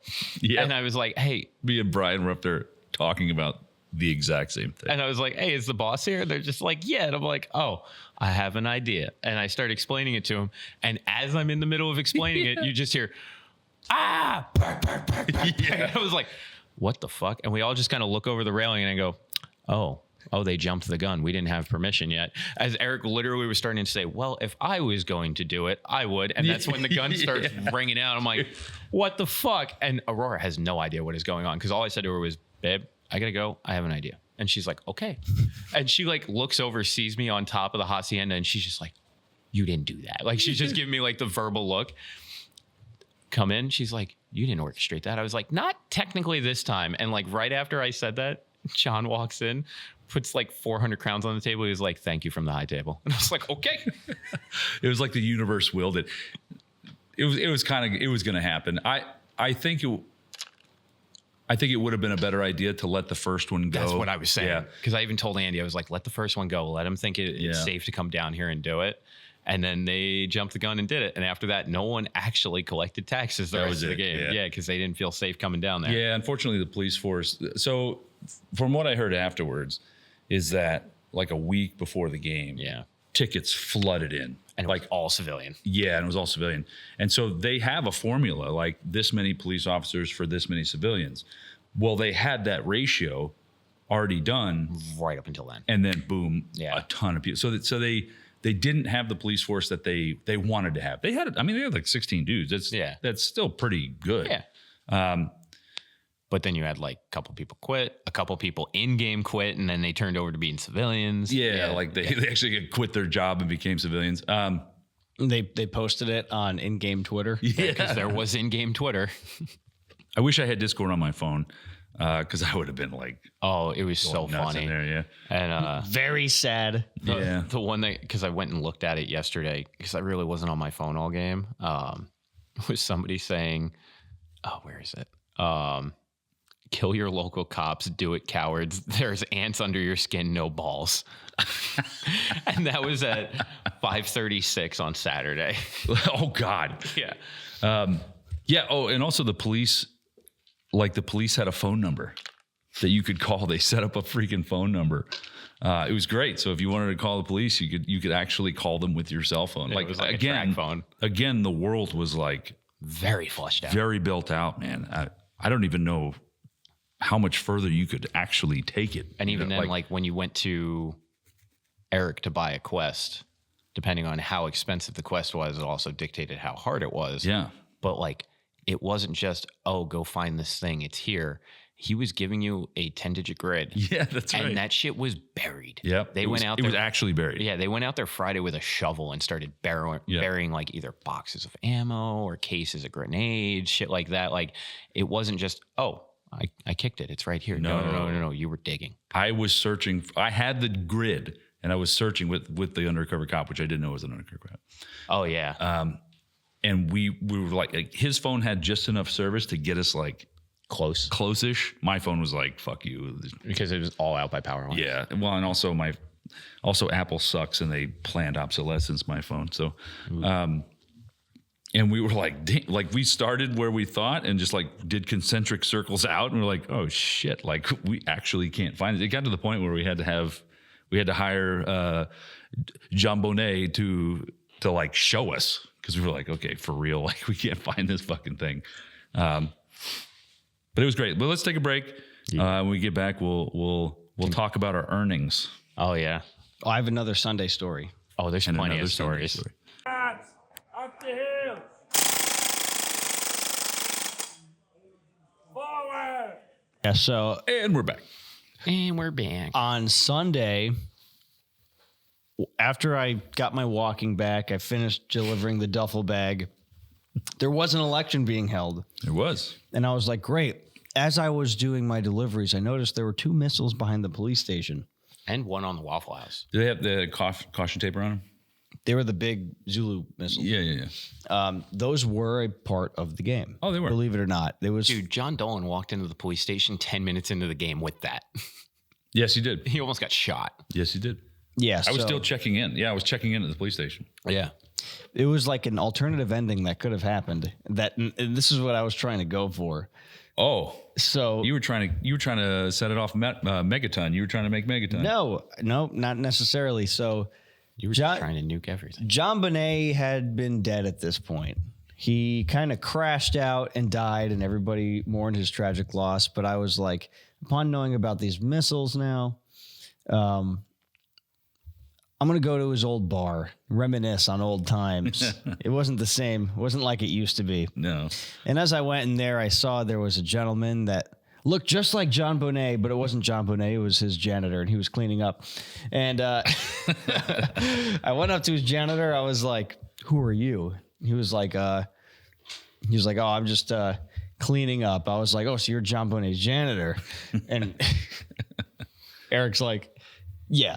I was like, so how long have you been working for John Bonet? And we played along with it. And I was like, you had to have seen something, heard anything. Where does he keep his stash? I was like, I saw these missiles. Like, what do you know as his janitor? And I was given a lot of money, all the BBs left over, all the handguns left over. Ended up just giving those to Eli because those were guns he got to take home. Yeah. So I was like, yeah, just take them home. Although I kept a Hater revolver and I had somebody hold on to it during the election. I never got it back. So fucking got robbed. That was a prop gun and they got it back. Yeah. Yep. So yeah. Apparently there's a missile program. And I was like, a missile program? Yes. And there's only one scientist here that knows how to basically set up this missile program. Was that scientist in a Tyvek suit? That scientist was the Big Cheese. So I had one interaction with him and it does not click until right now. Yeah. So the Big Cheese wanted to become the mayor so that he can start the missile program so that he can threaten all of Gogeria with mutually insured destruction so that we create peace. Son of a bitch. So I was like, this is the way. We'll put the fear of the sun god into them. So the election's going on. Everything's crazy, right? I meet up with, I think, one of Big Cheese's associates or something. And I was like, I know about the missile program or whatever. No, John. John was at the election. Yeah. And I told him, I was like, John, because he was like, I'm about to quit. I was like, don't quit. No, we're just getting started. I was like, don't. I was, You're yeah, I was like, come on, like, don't fucking quit. I was like, there's a missile program. I was like, we can end the cycle that they keep talking about. I was like, The cycle will continue. I was like, are you ready to end the fucking cycle? And I'm texting the mayor on his personal number, which I have because he's my employee or was. And he's your employer. Go on. And I was like, you know, we're going to end the fucking cycle. And I have a picture of me voting. So what happened was John went to the election, spoke to the big cheese people, and he was like, he called me back. He's like, oh, yeah, they said they have to win the election and become mayor before they can pitch the missile program. Oh. I was like, no. I was like, new quest added. I'm going to go vote. So I went and voted, and this is me casting my vote. Yeah. And Frost, the cop, who was actually like really cool to me the whole game, and he would like warn me before the cops would come in and start tearing shit up. Really? Yeah, he's like, you might want to keep your head low. And I actually pulled Aurora out of one situation once. Yeah? Yeah, because he told me that like it's about to get rough, and I was like, Aurora, we probably don't want to be here for this. Oh yeah, she told me about that. And then this is actually when I went and bought her healthcare too. It was right after that. So yeah, that cop was like, yeah, you're going to vote Frost, right? Because like I have your vote, and then there's all the other guys are there. And I went up to the thing, showed my passport. They're like, who are you going to vote for? And I was like, the big cheese. And their face was like, oh my God, I think he's actually going to win. What the fuck? Because they weren't expecting that from me. Yeah. You know, and I was like, I'm going to end the fucking cycle. And then the cycle will continue. Big Cheese won the election and then immediately got assassinated. Immediately got murked. He's done. So I was like, but it's not over yet. I was like, I need to go back to his place. I got to find his research notes. There has to be something, right? And I knew that there would be some research notes and that I could look and all that stuff. All chaos is breaking loose. At this point, I'm still not safe in CQB thanks to the mayor. It happens. Making me crash out. By this point, I'm murdering your associates. I'm weaving through buildings, trying to just remain hidden and discreetly go through. I get into 140-foot Connex box. I'm walking through. I have so much hope. And all of a sudden, I get shot in the back. And I was like, And I turn around, and it's the mayor. I had to do the dirty work. He fucking knew the plan. Well, he knew I was up to something. Wait, well, yeah. Did you just shoot me in the back for no reason, or did you actually think I was gonna do something that would thwart your efforts? What was going on there? So by this point, was this before or after the election? This was right after the election. Right after this. Also, he took my business permit down. Yeah, he brought it to the coffee shop. Yeah, crossed my name out, wrote his name in. He's like, I owe Nordpack. I bought your business. You sold it to me. And I was like, no. And I snatched the paper and I ran away. Yeah, he must have caught up to me. Yeah. So this is something I completely dropped the ball on. Something that I didn't even think about. It was like a total branch of the tree that I didn't even see. I didn't even know this branch of the tree was there. My brain just didn't even go in that direction. Is that there were other people trying to be mayor. Yeah. And I just... Dude, I got asked if I wanted to run for mayor. Dude, so I was kind of caught off guard by... The first hint I saw of it was Frost going around and like schmoozing the people. Yeah. And I was like, fuck, I totally disregarded that whole, it was like, okay, I delimbed this tree and I'm like getting paid for my service. And then they're like, wait, what about that giant fucking branch that's coming off way down at the bottom? It's not even at the top. How'd you even miss that branch? And I fucking totally missed it.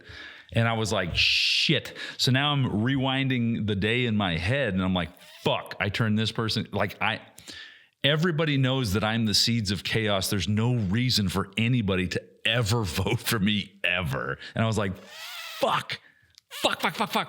And then the postal service, like the quiet guy sitting in the corner who has watched me write letters to people and like rat people out and kill Anthony and fuck with his mag, all that shit. He hasn't said a word this entire time. He's running for fucking mayor and he knows everything. He knows all of my dirt.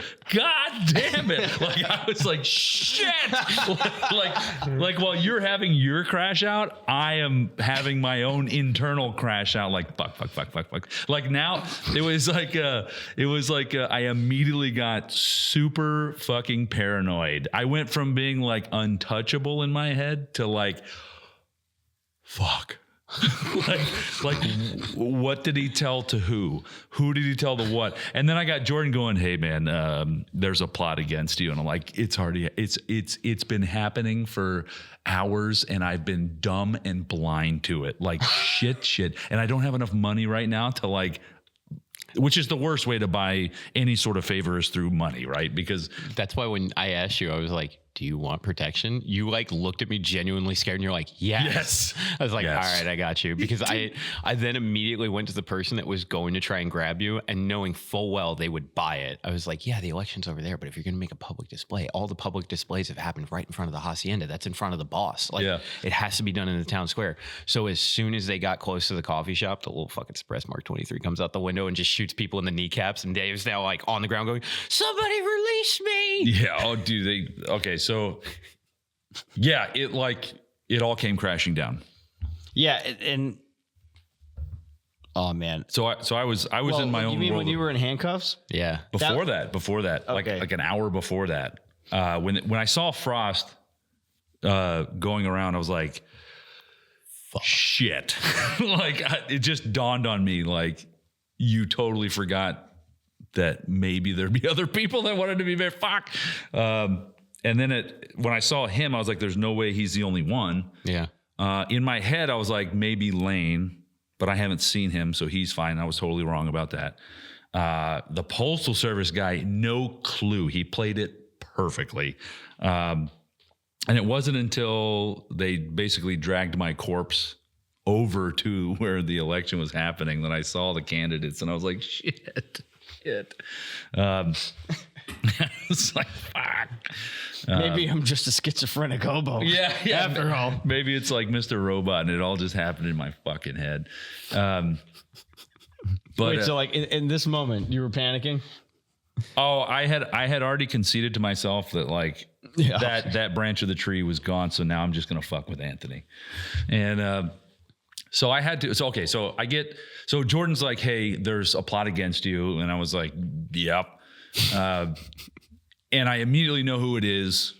I think you said it too, but they had been acting weird all day. And so everybody's like, let's go to the election. And so I'm walking and I'm immediately surrounded by all the high table guys, like 360 surrounded, shoulder to shoulder. And I'm like, okay. And I hear them whispering behind me. So I just stop, turn around. I'm like, oh, what are we whispering about? You know, like I wanted them to know that I knew.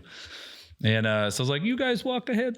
And they did it very well. They walked ahead, and like most everybody was just going up Main Street. And I was like, they're going to think that I'm just going to like go like stay with people. You know what I mean? So I went another way, and they were in a building, and they let me pass.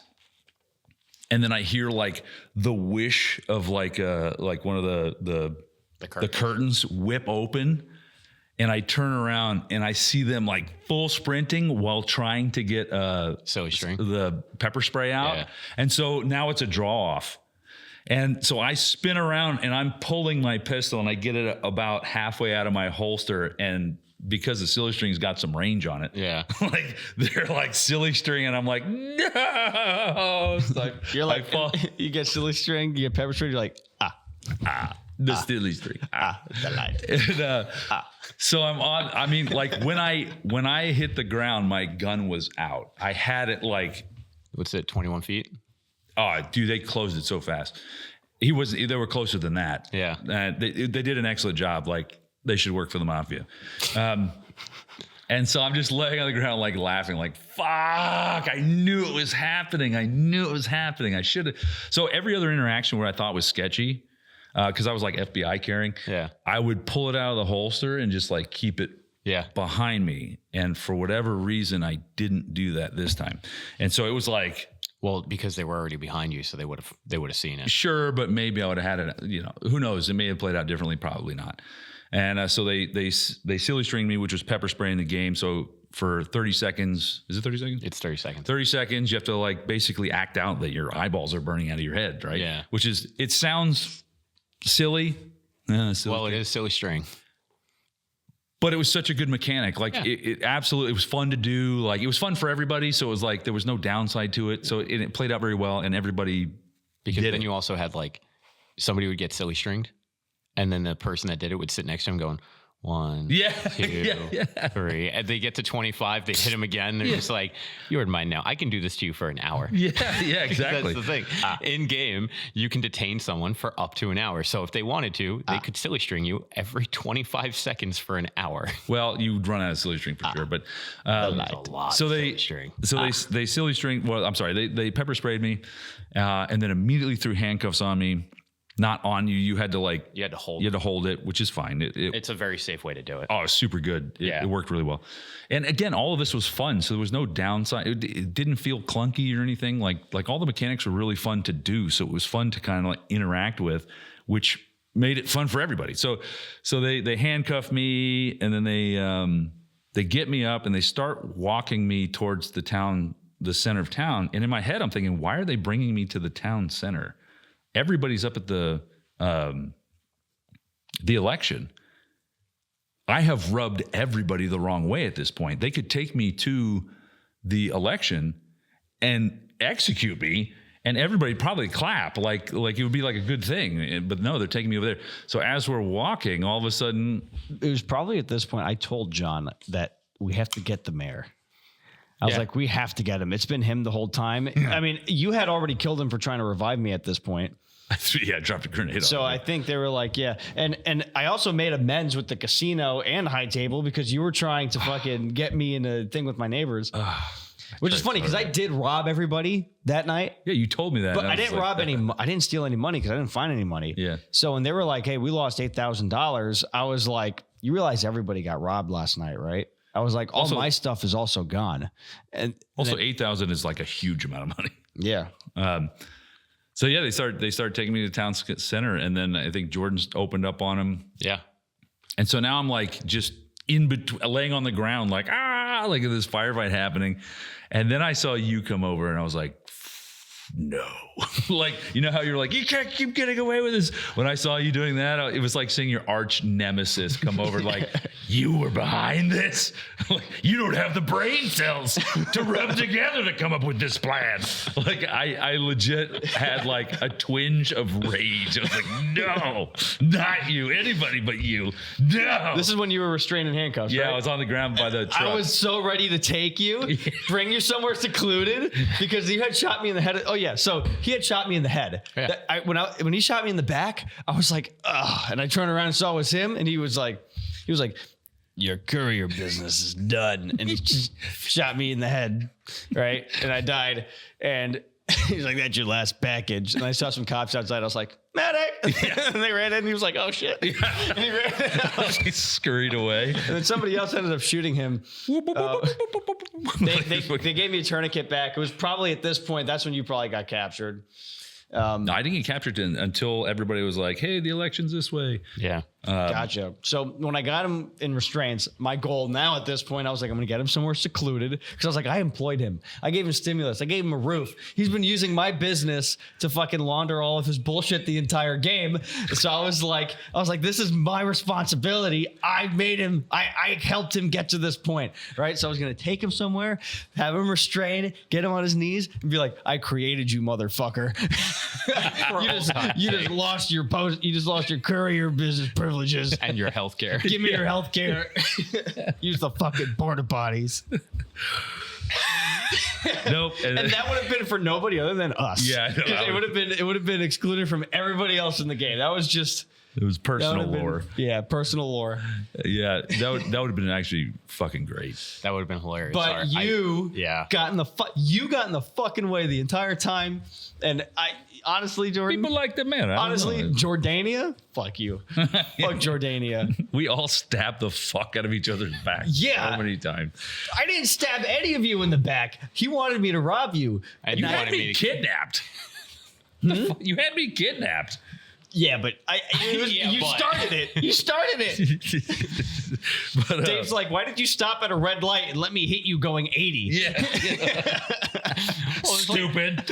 Once Logan handed me the Mark 23, I was like, oh, this is game over. It's like, I'm going to have way too much fun randomly killing people now. By the time, because I couldn't get him alone to kill him, I was like, I need to just fucking shoot him once in the ass. So I was like, I need to shoot him in the ass. So I did shoot him, though. Yes, you did. When you ran away in restraints. So I don't. You did manage to get away, and I was like, no, you're not getting away. And I was like, if I don't get to, because that was your second TQ, so I couldn't revive you and walk you back. Yeah, so I was like, if I can't fucking have you, nobody can. Oh, yeah. You're the only person I full autoed the entire game. It didn't even. That gun shoots very like. Yeah. It wasn't even. Yeah, it wasn't Anthony they were looking for. I was so dirty after that, dude. Yeah, they asked me. They were like, "Did you chrono?" I was like, "Yeah, chrono." They were like, "Is it 1 joule or like under?" I was like, "It's like, but this is a stock TM." Oh yeah, dude. It was like it. I don't even know what it felt like. It barely felt like BB hits, to be honest with you. It was so low. That's also the same gun that he uses for SMG roll class here, so it's well under 1 joule. Oh yeah. That was no issue at all. That gun stock is the a gun they were perfect looking SMG. for was. We saw it right after that conversation happened. Yeah. But so now I'm just bleeding out. Yes. So because I couldn't really get my satisfaction in killing him, that's when I ran into the coffee shop, saw Dave, and shot him in the ass, and then I was just reading the room for a second. You guys were like, what the fuck? Why did they just come in and kill Dave? Yeah. Right? It's just the Continental. Logan is there, like almost about to reach his gun. And I was like, bam, right? And then I saw whoever else was in there was about to raise their gun. So it was, You were the last person I wanted to shoot. You're the last person that I thought would intervene. So here's what happened. And then you shot me, took my magazine. You run in, you shoot Dave. I wanted to leave you in the irradiated hellhole. It's Dave and Logan on the outside of the table, Aurora and I on the inside of the table, and then I think it was James was standing there. And If I shot James, yeah, he needed to be shot too. well, so that was the thing. You run in, I'm sitting on the cooler because I, at this point in time, was taking pop shots at people with the Mark 23. So I'm like squatting on this cooler. And I thought you had already seen me take the shot at you because I had a nice little gap to shoot through. But every now and then I would forget the height over bore of the gun and I would just shoot the wall. So when I did finally take a shot at you when you were standing in front of the Tacoma, I shot the wall and you looked straight over and I was like, fuck, he saw me. I didn't. So I didn't see you. But I was took hiding the cover. Mark 23 between the wall and the cooler. So now it just looked like I was squatting on the cooler. But It's a very peculiar way to FBI sit. carry like Dave, I had the P365. And I'm just sitting there, squatting there, talking to Aurora, talking to Dave and Logan. Yeah. Also, the attention to detail. When you did shoot me, you didn't use the Mark 23. No, I drew. You used the P325. Yeah. And Because you're like nobody's gonna know I'm using the Mark 23. yeah, no one's gonna know. And you run in and shoot them, and I look at you and I'm like, fuck. Just because you turned your MP5 towards me, then I shot you, and you're like, why'd you fucking shoot me? I'm like, oh, you just shot 2 people in the coffee shop, and you went to go point it at me. I was like, I will revive you, but I'm taking your mag first. Yeah. And James was just standing there like, Aurora, I only have one tourniquet on me. Aurora went to revive me. I was like, hey, I have a drug to reset the tourniquet, reset it, and then And we put had it it too. back on. And she was like, okay. She gave me my 1 pill. She's like, and I'll be keeping the rest. And I was like, what the fuck? I was like, Damn. you wouldn't have your health insurance without me. Like I was going to snipe you with the Mark 23 at Dude, it some was point, but the insane. fact you ran in, I was like, I have to kill you now. Dude, the best thing I saw. Remember when I was like, where's the empanada place? Yeah, it was 2 doors down from us. It's pretty good. Right. Dude. It was because I told them about the mayor. They had a sniper in there. And they were like, you can run in there, grab that sniper, and shoot the mayor. Oh, shit. I found the sniper, but there was no mag and there was no BBs. There was another one on the top floor of the Hacienda. Tom had his SRS up there because we were about to snipe Brian. And then Brian got up and walked away. And 2, then the cops started raiding the place. So the cops were raiding for drugs. There was some illegal arms on the table. And Logan looks at me and he's like, you need to block the door while Tom tries to hide this. I was like, there's not many places to hide this stuff. Yeah, I was right. like, there's a 249 on the table.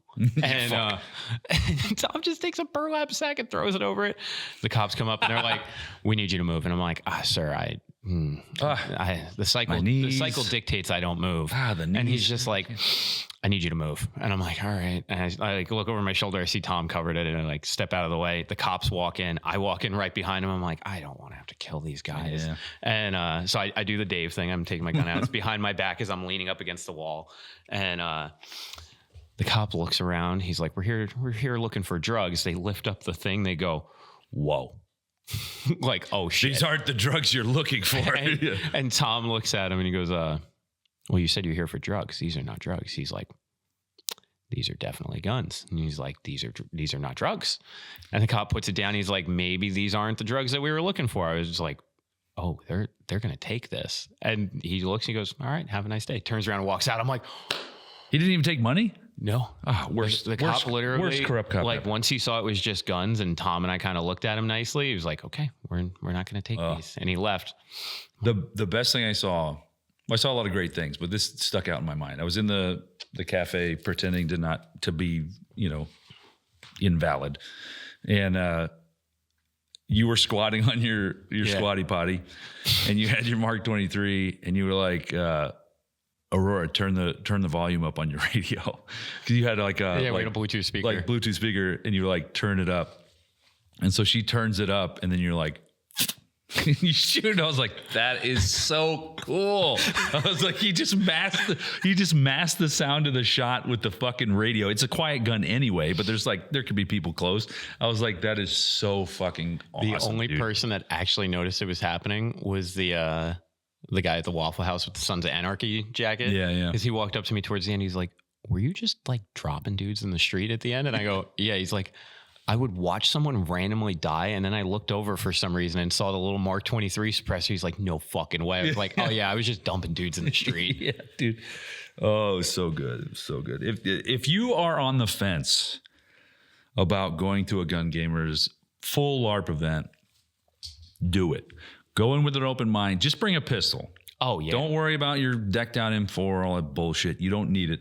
You will have more fun. The less firepower you have, the more fun you'll have. Because if you want firepower, you will have to engage with the game and the game's mechanics. Mm-hmm. And again, the game's mechanics are so well thought out, and everything is tangible. So you don't have to like pretend to have a pistol permit or whatever the fuck, right? Like you can engage with the game, and the game engages with you right back. And it's so well done. Honestly, I had my reservations before the game just because I've seen other games like it. They knocked it out of the fucking park, and it's amazing. It's so good. But now I think we should count up our monetary gains. Yes. So in game there was currency, right? Gojirian, the crown, and you could beg, borrow, and steal to obtain wealth. At one point, Anthony was bragging about his generational wealth. And so that immediately put a target on his back. I may have put the on you right then. And if you don't believe that, then I'll put it on you. Hey, Anthony came with his Black Hawk helicopters. Yeah, but what are those worth? I have no fucking idea. Yeah, I have a couple of those too. Along with some drugs, some more drugs. Oh, beeps. Beeps. Well, yeah, but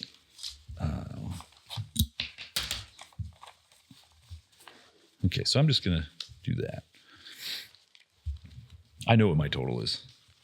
So keep in mind the money that I have, right? I had people on a payroll that I paid for every job. I bought you all health insurance. Yeah, that's cost of doing business. That doesn't count.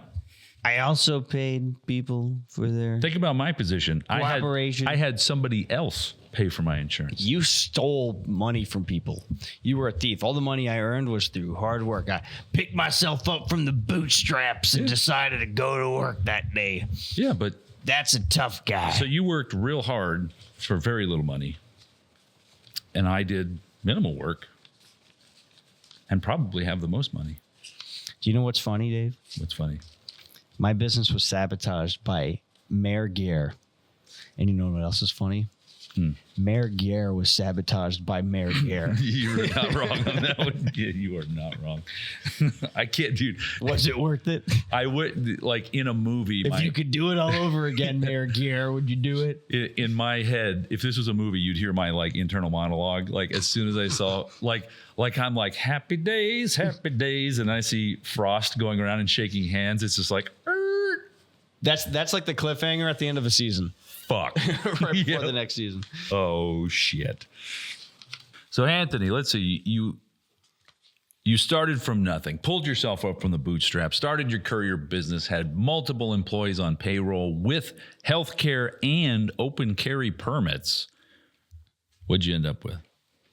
I was also subverted by my own employee, No. This doesn't matter. Go ahead. and I had to do many surgeries to get myself back into walking shape. Cost of doing business. 4,020 rounds. That's like rich in the game. Yep.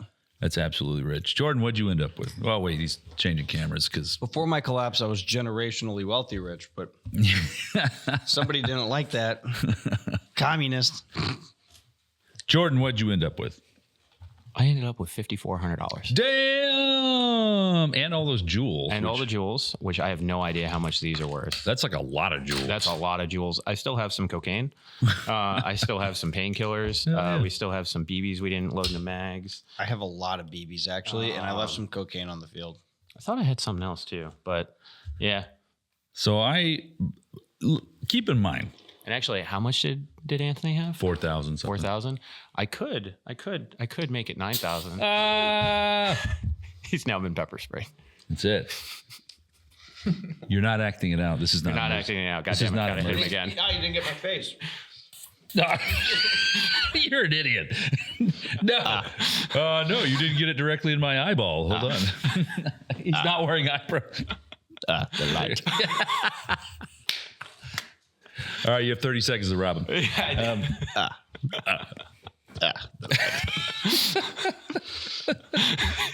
Now on its head. If you're just listening to this, Jordan just pepper sprayed Anthony with silly string, of course. So I had two sources of income, right? I had my what I'll call legitimate sources of income, which was like the mayor selling his services to like promote businesses. It's also like, and I'll consider this legitimate. It was paying people to rob people, you know, that type of thing. On the mean streets, that's legit income. Yeah, being the tax collector was pretty profitable. But because my cost of business was so high, because of all the bribes that had to go out, it was kind of unsustainable. So I had to like develop a different form of income in the form of following people to their stashes And then robbing them. blind. But you can't take everything. You just have to take A little. yeah, Take right. a little off the top. It's more than a little, but you don't take everything.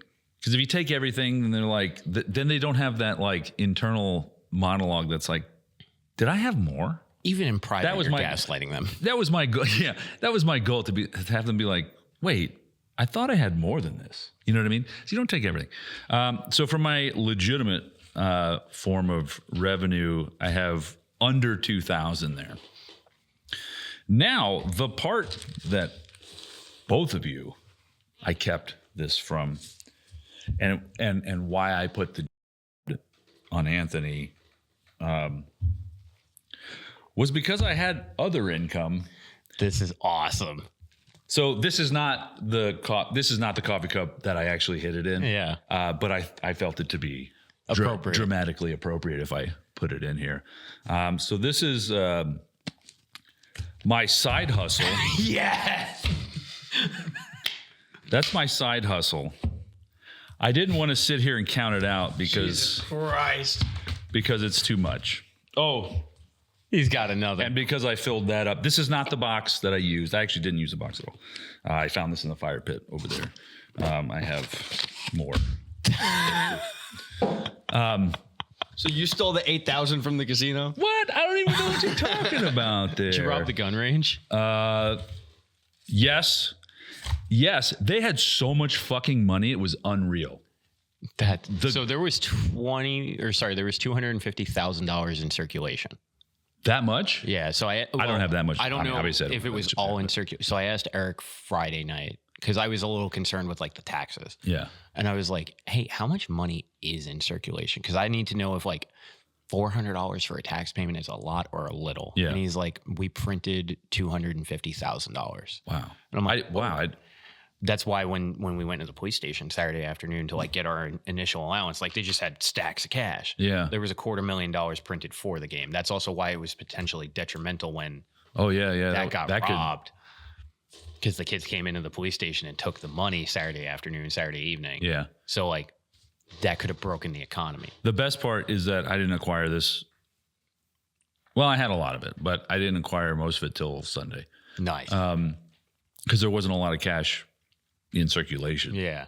That's why like they had that much, but in terms of what was in circulation, I would assume in the beginning portions of the game, there might have only been like $20,000 in circulation. Yeah. Also, this is perfect. This perfectly fits into my character because the gaslighting never stops. That's awesome. Even right now, the gaslighting never stops. We could rob Dave. No. There's no need to. Because I didn't fucking find this shit in the game. I found it in the dumpster right before we started the podcast, dude. Oh, okay. That was Yeah, dude. The one thing that went through my brain was like, It's really, that looks surprisingly clean. yeah. And I thought about that too. I was like, shit, should I like wrinkle this up? Like, Yeah, like it looks surprisingly no, I ended the game with just under 2,000 because of all the bribes that went out, and also because like I had an actual hit out on me, and I never hid anything in a coffee cup. Like this is all the gaslighting. The gaslighting never stops. But no, I was throwing.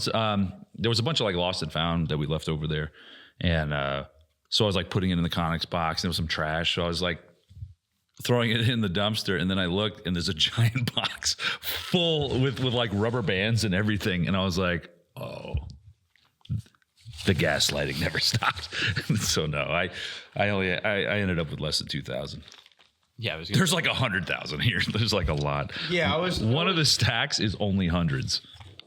Like one of the huge stacks was only hundreds. Yeah, because like actual in-game currency that got used. Yeah, this looks fucking. It looks like it, right? Like this is way too I was clean. like, that looks real clean. Yeah.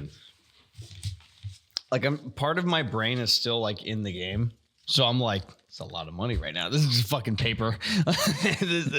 There's nothing stopping you from like photocopying this. Not even that. There's nothing stopping you from putting it back in a shoebox and saving it for the next gun game. No, that wouldn't be right of me because they threw it out. Yeah. Oh, I'm talking about for Anthony and I. Oh yeah. Because Eric did say he's like, there's a potential. He's like, where we don't change the currency, but we also just overinflate the price of everything. That or don't inject any new. Or inject only half the amount. Yeah. Yeah. That's generational wealth. Yeah. I mean, it's probably 10,000 or more. I don't know how many their stacks were. Why are you counting the money that doesn't matter right now? Because he wants to know how broken he's going to make the next Gun Gamers game. Okay, so this right here is 50,000 crowns. Oh shit! Yeah, I don't think anybody in the game had this much money on them. This is all 100,000. We'll just call it 120,000. I am the winner. No, 50,000 or 5,000? 50. Sorry, no, Yeah. 50, 100. So 5,000. 5,000. I was gonna say. I was going to say, if you have hundreds and you Mathematically. counted 50 of them, now we're gaslighting Anthony again. The guess. No, it doesn't matter. This is a lot of money. Dave almost had us for a second. Nah, yeah, I wouldn't let it go too long. It was fun though. I new skills unlocked. You know what I mean? Like new Wow, way. my brain really farted. Yeah, My entire body hurts, by the way. I did so much moving that entire game. it was a lot. It was a lot to keep track of. Like mentally, it was so busy. Yeah. Keeping track of alliances and who's where and what's what. I mean, you could totally play that game just as like a a regular civilian that's just kind of experiencing the world. And there was a lot to experience. Yeah. And you might find yourself in situations you might not. You might run low on cash and need to like go work for somebody, like do a job for somebody, whether that be a legal job or an illegal job. Like there was so much to do in the world. If you were bored at that game, it was because it was your fault. Like you were bored because Get your girlfriend, if you have one. Get a baby doll and pretend like you're a married couple with an infant in the middle of a chaotic fucking war and try to keep the kids safe. That would be super challenging. That would be so extremely challenging. like, Get one that cries really fucking loud. and you have to feed Yeah. like you have to feed it. You have to have a certain level of like, okay, this is the goal that I want my character to achieve at the end. And that goal will change 10 times based on alliances and money and BBs and all the shit. Aurora got to do her goal. She just wanted to sell drugs. Got it. Yeah, she got that. Nailed it. Like it was so funny in the planning process for this because like we're making the sheet, like figuring out who's got to get what supplies, what are we doing here, that, and the third. Like had to do the paperwork for gun gamers, and she just like total dead serious, like pans over and she's like, "So we can sell drugs, right?" And I'm just like, "Babe, calm down. Like I'll talk to Eric. There's a drug dealer. Like we'll see what we can do." And she's like, "Okay, but wait, we're gonna sell drugs, right?"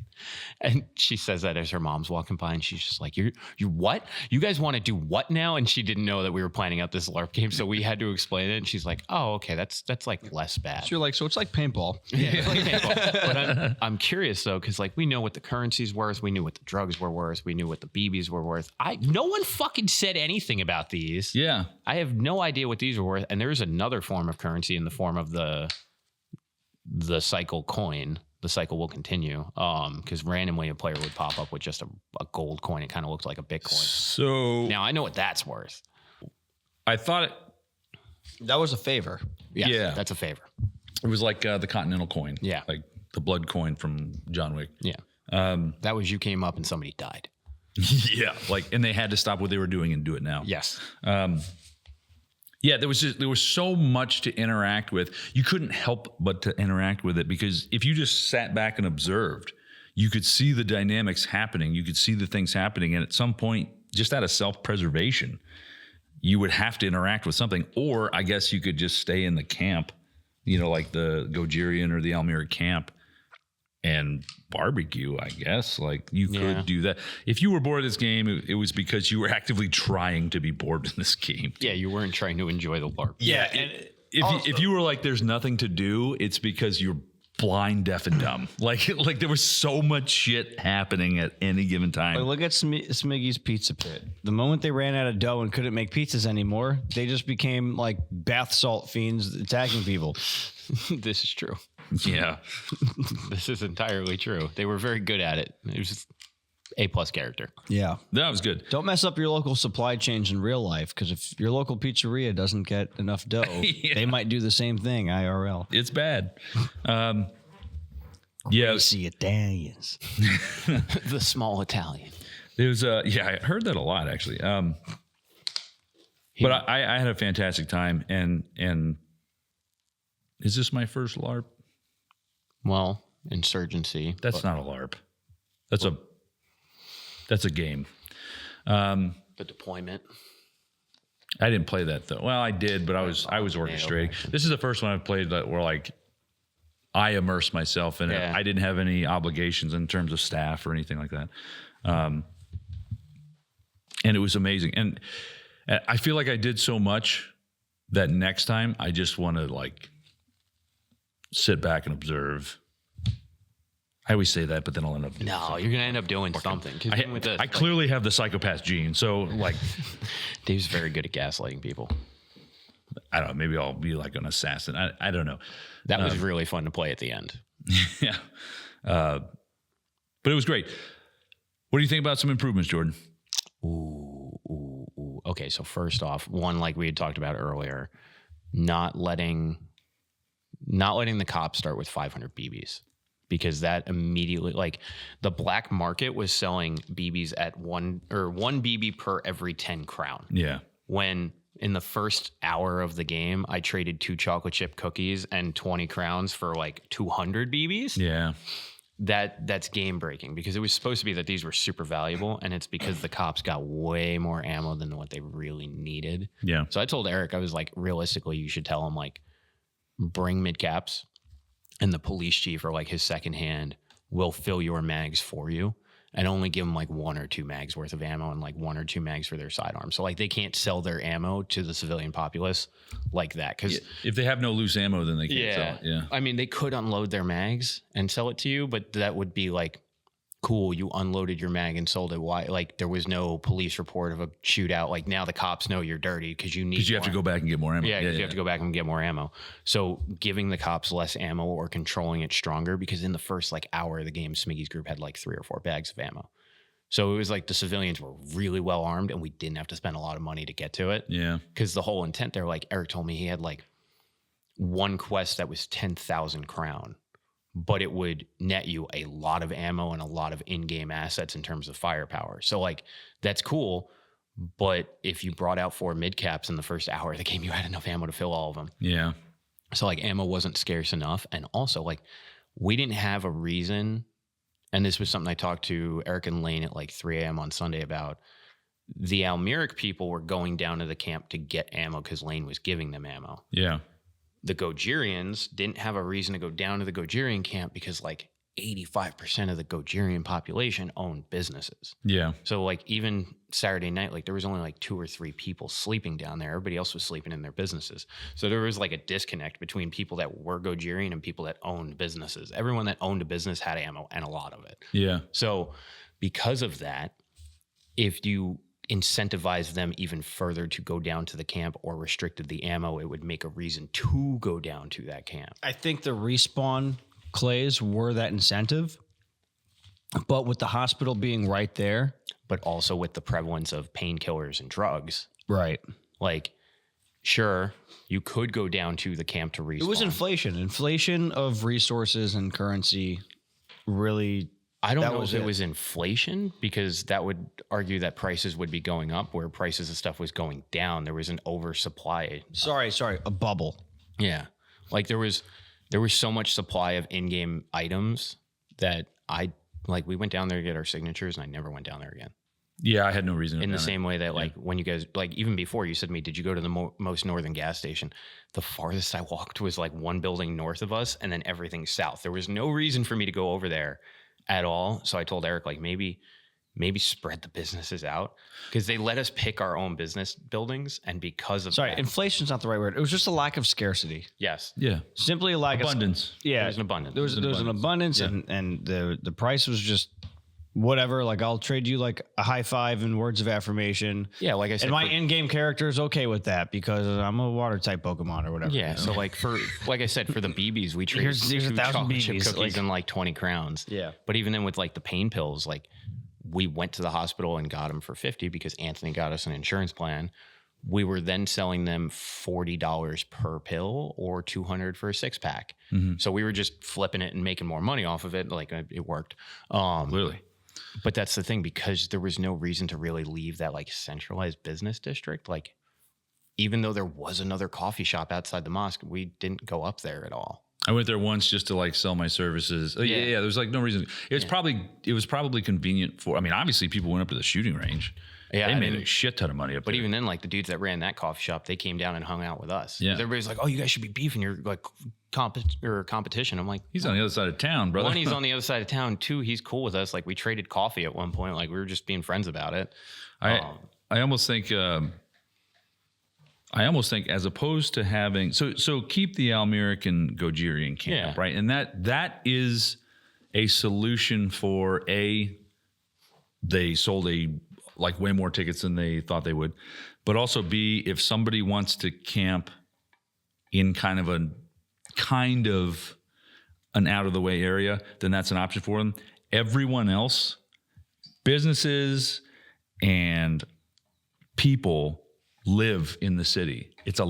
Right? Because that's how it is in like everybody. So maybe you rent an apartment. So the businesses have business tax. Yeah. If you live in the city, you have to pay rent. Yeah. Right. So now, like, Now you're incentivized to work for one of those businesses. not only that, but you're taking money out of the economy so that there's not like super inflation or Because super that was the thing too. Like super wealth. you were allowed to live in the business if you owned it or worked for it. But if, like, say, random Joe Schmo that was a cop decided he wanted to live in one of the Connex boxes that's next door to us, he would be kicked out because he's not paying taxes. Like, it was supposed to be a business district, which is cool. But you could make a subsect of the town, the business district, and then the rest is like low income housing or Not even that. I think you spread out, because when we were doing the registration process for the buildings, it wasn't every building was open, but they were all generally pretty close to each other for like picking which one you wanted your business to be in. I think spreading them out so that, like, sure, the casino's in the overpass, but like maybe the postal service has to be down on the other end so that there's a reason to travel back and forth up and down the city streets. Because like, I basically only ever went in between the overpass building and like one building over from us in terms of like normal walking around the town. I didn't have a reason to go outward from that. So spreading out where all the businesses are within that area so that even then you can have people living in between them. Kind of like when you go down to New York City, like you live above a bodega or like the bodega's next door, stuff like that, where then you just have to walk further from your home depending on which business you want to go to, making sure that the civilian populace is living amongst them. Yeah, and it would create more interaction. I mean, because honestly, I like looked at the Gojirian camp once. Yeah. And there was nobody there. I went down to the Almeric camp a couple times, and there was like one or two people there. So most everybody was in the economic district anyway. Even the people that were living in the Gojirian camp weren't living in the Gojirian camp. They were living in the two connexes that were right up here. Yeah. Like they were supposed to be down there, and by a fine line of technicality, you were supposed to be sleeping within 100 feet of your camp. And that's not 100 feet. That's all right. But like whatever. Yeah. It got them closer to living in the town. Yeah, they might as well. Just it makes sense. But that's why I say, like, because like 85% of the Gojirian registered players own businesses, there was no reason to even fucking go down there. Yeah, there really wasn't. And when I went on my vision quest just to get out of the city and see what else was out there, there wasn't anything out there. Yeah. You know what I mean? And that's no fault. That's no fault of the Gun Gamer staff. There just wasn't anything out there. And it was kind of cool. It was like a hinterland. It was like if you were going to do shady business deals, do it out there. You could do it out in the woods, no problem. There was nobody around. Actually, so that's the funny thing. When I said the undercover cop that was running the empanada place, like, asked me Saturday afternoon what I thought about you and Brian, and I said, I was like, hey, look, Brian's a dude that he can unite people with just his words, and Dave's the dude that will cause controversy. I promise you that. Right after him and I had that conversation, he walked straight over to you guys and was like, can you come down to the helicopter with me? I have some business to discuss. Oh. And you looked like he was about to assassinate you. I wanted to be like, no, he's not going to kill you. I promise. I'm like, we'll let that one play out. For sure. And like, because that was the most sketchy way to ask. Yeah. I side-eyed Brian, and he was totally on board. Like, he knew what was up to. And we walked down there, and I had my pistol out the whole walk down there. And he was talking to us, but he wasn't looking at us. Like, kept his back to us the whole time.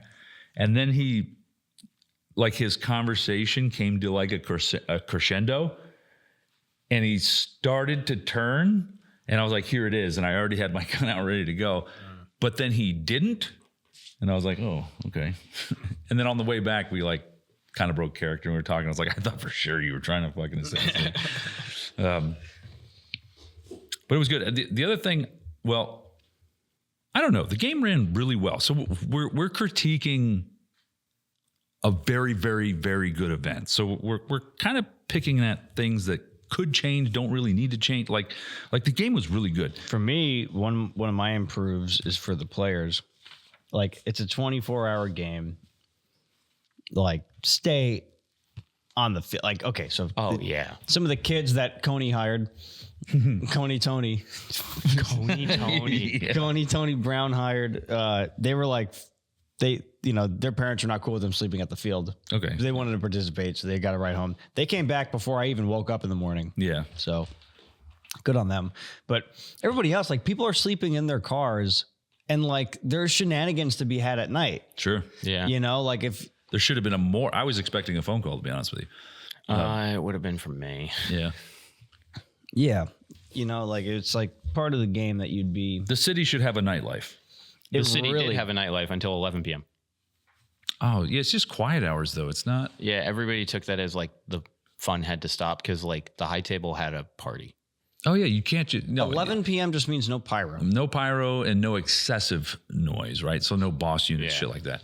That's why I said it would have been from me. And honestly, if there were shenanigans going on in the town. Yeah, like there was nightlife. Oh, it looks so good. Yeah. Oh, it looks, dude, fuck yeah. But yeah, like you would think the sun goes down and the Cretans come out. You know what I mean? Like that's when like the real shit happens. That's when like somebody could have formed a gang and just like rove the streets at night and see somebody alone and be like, yo, what are you doing on this block? You know what I mean? Oh, boys. I mean, and then like It's like warriors. Yeah. Warriors. like we were on the NordPack business license for employees, so I was like, we can walk around with nods on now. Like, this is fucking good. Like, we could have walked around and done hood rat shit. I would have done that. Till the sun came up. But I'm saying in terms of that, like, even when we did, no one was awake. Yeah. No one was awake. There was nothing going on. There was like 1 or 2 cops that were on duty. If you looked at the Almere camp, like, Lane was there for a little bit. But then, like, we looked down into the parking lot and we realized almost 80% of the game was sleeping in the cars.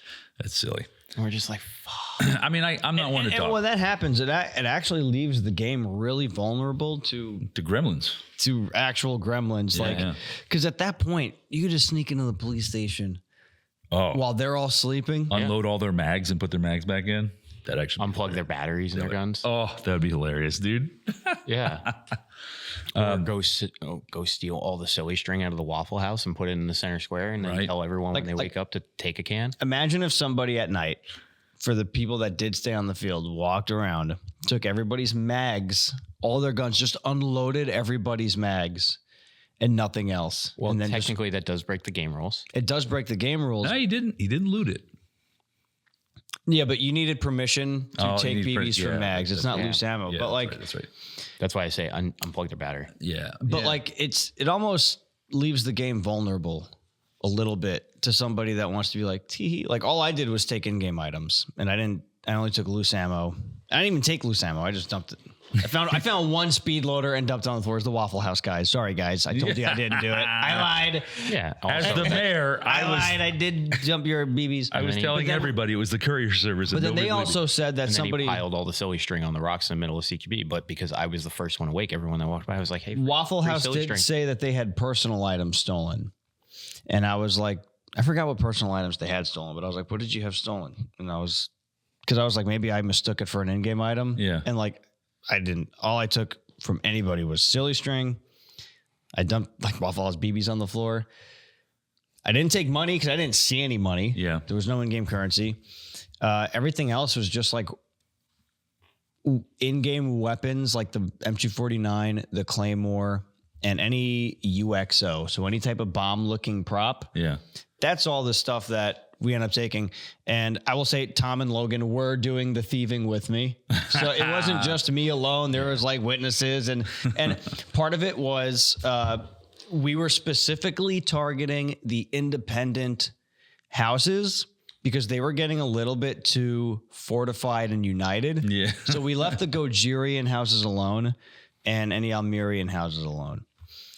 I did also return drugs to the hospital at like within this 3 a.m. thing. I took all the drugs that I accumulated, put them in a box and left a note like, sorry, you got robbed.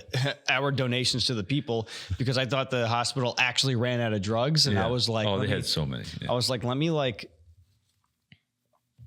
help the game. If they're actually, cause it seemed like they were out of bottles and they were out of drugs. So I was like, let me just give them whatever I find. Cause I'm not really using the drugs. No, we were selling them. Yeah. I was tiptoeing, bro. I was tiptoeing on the Connexes and the overpass building with the ladder, right? Yeah. It's actually so hard to keep quiet because you're tiptoeing up the stairs. If you have shoes on, every step is like doom, doom. And like you have to wait for that vibration to like resonate out. Yeah.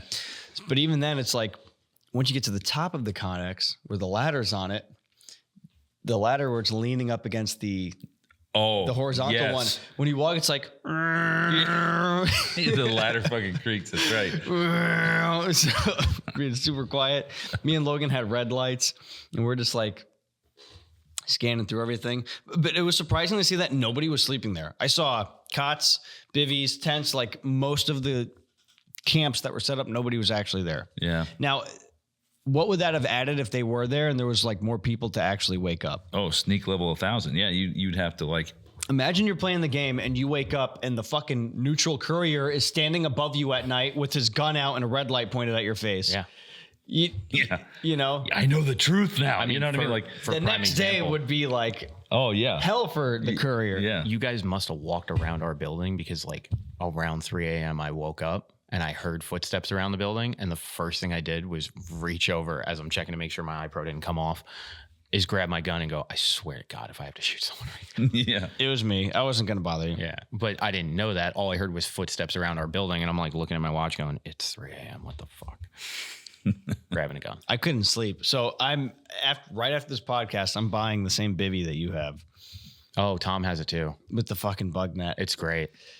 My bivvy, sleeping was hell. I was on the floor in the Connex. It was hot. I was sweating. There were bugs. Yeah. And like, Oh, the mosquito It netting was- on the building worked so it was too hot to like get in my hot ass bivvy. Yeah. And any body part, limb, anything I had sticking out of the bivvy, even if it was just my fucking nose and lips so I can breathe, the mosquitoes were just biting me. Yeah. And even then, like, maybe I could have tolerated that. Woke up with like mosquito mouth herpes or something. But like you can hear them buzzing by your ear, like even outside of the fucking Gore-Tex bivvy, even though they're not biting you, you hear them and it's fucking annoying. It's just like,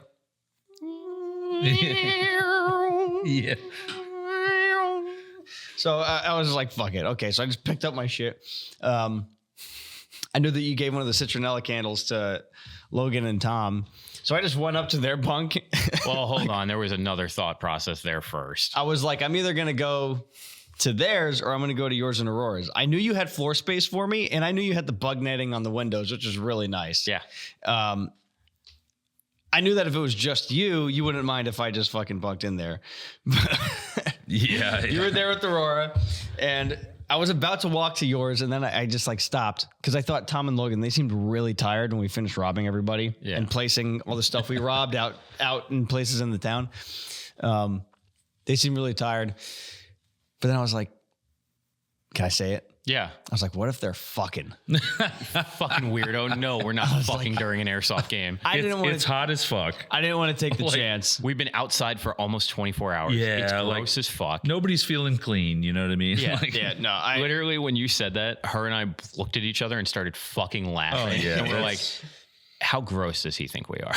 Yeah, I like, don't know, You're man. at an airsoft game. Yeah. Like, there's so many variables there that are just not sexy at all. You're getting stung by fucking like mosquitoes and shit. You Like, just hear the Connex walls fucking shaking. Yeah, no, thank you. yeah, no, yeah, Gross. yeah. I made that joke to Eric in the morning, right around the time you had James robbing her.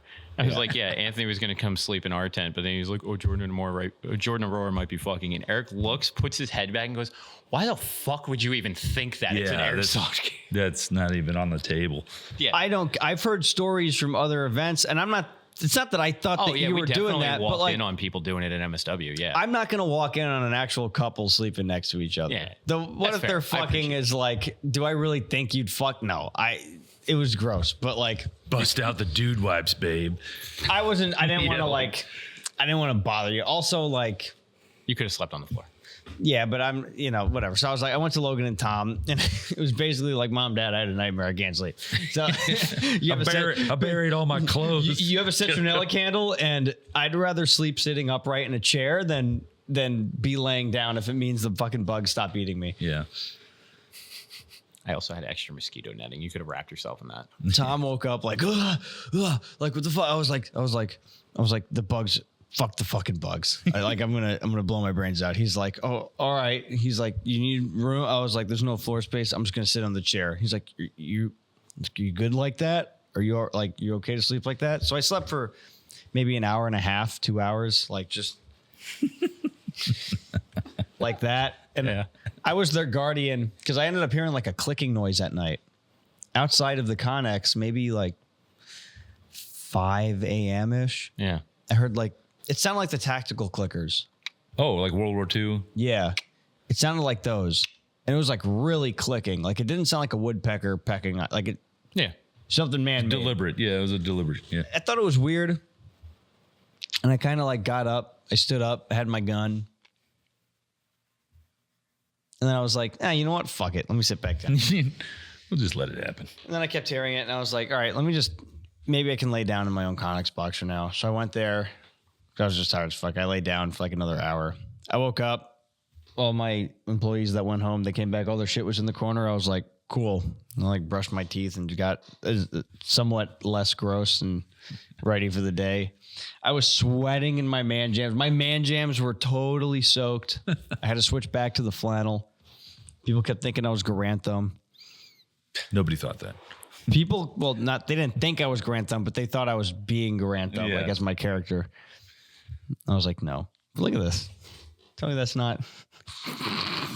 This one's better, actually.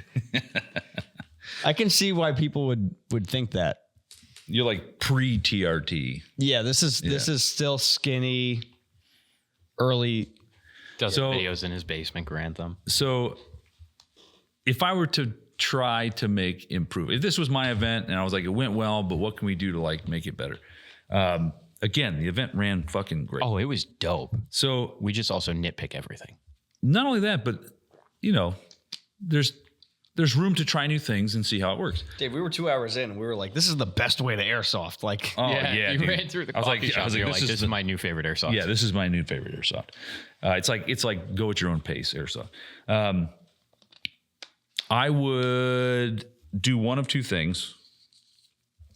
I would make civilians not able to have guns. You can acquire guns through the course of engaging with the game. Maybe there's an arms dealer. Maybe you can be conscripted. Maybe you can be deputized. You know what I mean? Things like that. If the arms dealer was an admin, it was actually a safe, locked up place for you to put your put your own guns. No, not even that. Registered. Well, I see what Anthony's talking about. So like, because like that makes it very dystopic. Your guns are super registered. The registry in the game is tyrannical, but realistically, in real life, the logistics are you are actually getting your property back. So you turn your gun into the locked thing. You get it from the registry. Otherwise, there's in-game guns. That could work. That could be another option. But everybody gets their guns back at the end of the game. I was going to say, I feel like civilians being limited to pistols only in that aspect until you get enough currency to buy your rifle back from the tyrannical government. They can only have hunting rifles and shotguns. Not even hunting rifles. So so nobody has weapons. Maybe there's an arms dealer. Maybe you can be deputized, whatever. But they're all spring pistols or spring shotguns. Okay. Right. So then, even if you have a corrupt police officer that breaks the game by selling his ridiculous amount of BBs, you don't have anything to shoot it with. So like the BBs become just a thing that maybe you save for later, right? Or the other, you've kind of already stumbled onto it. The other thing is civilians cannot have AKs, rifles, and they can have pistols and shotguns. That's it. Yeah. Right. Like, and I don't think that people with rifles even really ruined the game.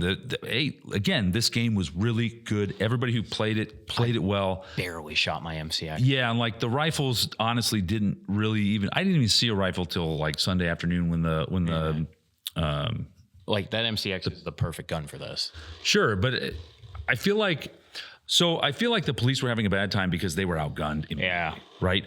And if you take away the civilian populace's ability to be outgunning the police, right? If the police are the only ones that have like ARs and enough ammo to sustain in some sort of operation, it gives the police power. Mm-hmm. The police had no power this game. I am curious to know like how it was to be a police officer. And my sneaking suspicion is that maybe it wasn't that fun to be a police officer. Maybe I don't know. Maybe somebody likes to RP that, and maybe that's fine. we should be police. Nope. If we do I do it. I would do it just to try. I would do it just to try. And because again, this game is like, it's great. The only thing I probably wouldn't like about being police is being kind of trapped in that role. Whereas as a civilian, you can morph and like my character, like there was a whole arc. Oh no, you have to be a non-gaslighting, honest human being with a soul identity. Yeah, right. Well, no, he could still get paid to look the other way. Sure, right. Or maybe there are detectives, right? They're plain clothes. I mean, it was kind of cool that there was an undercover element. The that's empanada cool. dude. I honestly didn't even know that. Was there a French fry element to this as well? Nobody knows, but like restricting the firepower of the civilian population, I think, and I don't know, I think would go a long way to making the police a legitimate threat. Yeah. And dumbing down the very little shenanigans that happened, right? Because that's the thing, like they are not advertising this as an airsoft game. They're advertising it as a LARPing sandbox. They nailed it. So because of that, no one that should be seriously interested in going to this game should get mad about, well, what do you mean I can't use my Kythera with 150 round EPM mags? Like, that's not the point of this game. The point of this game is that you're supposed to be experiencing a role-playing aspect. I think Airsoft's just the median we have to use here. For one element of it, right? Like, and I think, honestly, I think I had a better time because I didn't have access to an M4 or like anything. Every time, well, I didn't shoot my pistol very often, but when I did, it's a airsoft pistol that has been in the Connex box. Like this is the first time I've shot it in a year. Yeah. I don't know where that BB's going. I got that tiny little 365 just for this game. Yeah. And that thing surprisingly shoots pretty well. Yeah.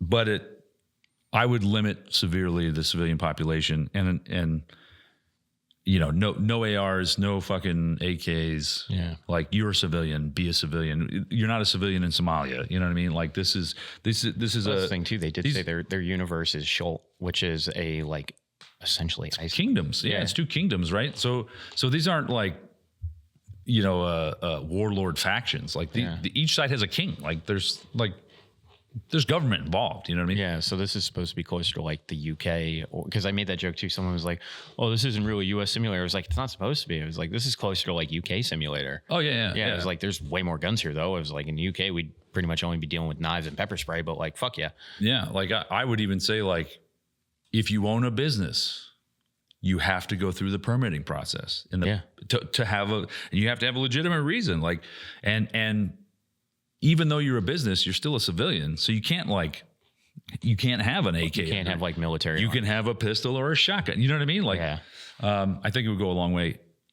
Again, there was not a lot of shenanigans. So, no, not really. So I don't know how much improvement that would really have, but it would make it more interesting. It would make it far more dynamic in terms of like trying to get something going. Yeah. So if it you also wasn't like default violence. Oh yeah, that was great. Actually, that was actually really great. So if you wanted to start a militia, maybe John Bonet gives you a task, and as a reward for the task, you find an M4. You know what I mean? Also, if the police were a lot more dominant, they'd be a threat. It also disincentivized people from just immediately fucking with the police. Oh yeah, if you have all the time. Yeah. Like, I was very friendly with the police the entire time. I could pretty much ask the constable for anything, and it was granted. Yeah. I was able to get carry permits for whatever. Yeah. And all I could do is just be like, look, these deliveries are getting more dangerous with all this stuff happening here, and we just got to stay safe. So the people of Gojiria get their mail. Yeah. Whatever. So he was like, cool. But imagine if I still had that rapport with them, but there wasn't a bunch of death cults with a lot of ammo and machine guns that they were acquiring. If they needed to get weapons like that, and the black market was actually harder to get to, or it was more expensive. Yeah. They're like, this guy has a connection with the police. Maybe somebody can try to convince me, or convince somebody that has some neutrality with the police to be like, hey, let's use you as an in to go in there. Maybe you go in there and just start a conversation, and you don't even know what I'm planning, but I'm telling you, I need you to report this to them. And while you're doing that, I'm sneaking in the back. Yeah. You know, I could have been taken advantage of so many different ways to try to get some pull over the cops. But there was no point in this iteration of this game this time because the cops were just run down. There was one point. There was one point I was in there and a cop comes into the constable and he's like, yeah, they say they're going to raid the police station. He's sitting there just like, to do what? We don't have anything. We don't have any men to fight. Like they can just walk in and take it. Yeah. So I think the police being an overwhelmingly powerful force is required. I mean, is kind of required. I made a joke. They're like, we have like 13 guns, but we can't wield all of them. Yeah. I was like, it's like defunded Benghazi. yeah, exactly. Yeah. This is what it looks like when you defund the police. I think that private security companies should not exist. Or be heavily limited because there was like 4 or 5. There should only be one. I think there were 2. I only saw 2. Hold on, check on the map. See how many are on that map in terms of the business list. Because there was like 4. And NordPac kind of turned into one. NordPac turned into security. The only people we provided security for was the hospital. And it was only because that was our respawn point. It became a business asset to have good relations with the hospital. Yeah. Or maybe if they died, we couldn't respawn. They actually gave us a lot of delivery jobs. Yeah. So maybe instead of like there was confabulated solutions. There's probably 4. It doesn't matter. Yeah.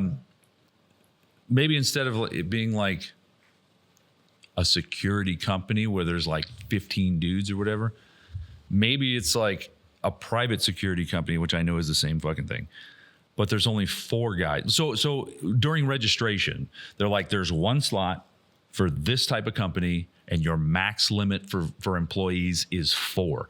And so, and then again, civilians have no weapons whatsoever. So now if I'm trying to do some shit, I have to go hire one of those 4 as a personal bodyguard to ensure that this gets taken care of. Now there's only 3 left. So what it means is that like everybody can't have protection at all times. You know what I mean? It also felt like, the post office being the post office. So good, by the way. Right, but they also had 2 ML36s with buckshot rounds. Yeah, I don't know why that was because they were very heavily armed for a postal service because they filed the licensing to get heavy weapons. So even though the post office was a post office, they were kind of a security company because even they walked over to me at one point because they liked the crumb cake and they're like, "Ooh, you are protected by this. We like your food." Like before the game even started, pretty much everybody was so precautious about letting the police be in charge and dictate what they do. People were plotting against the police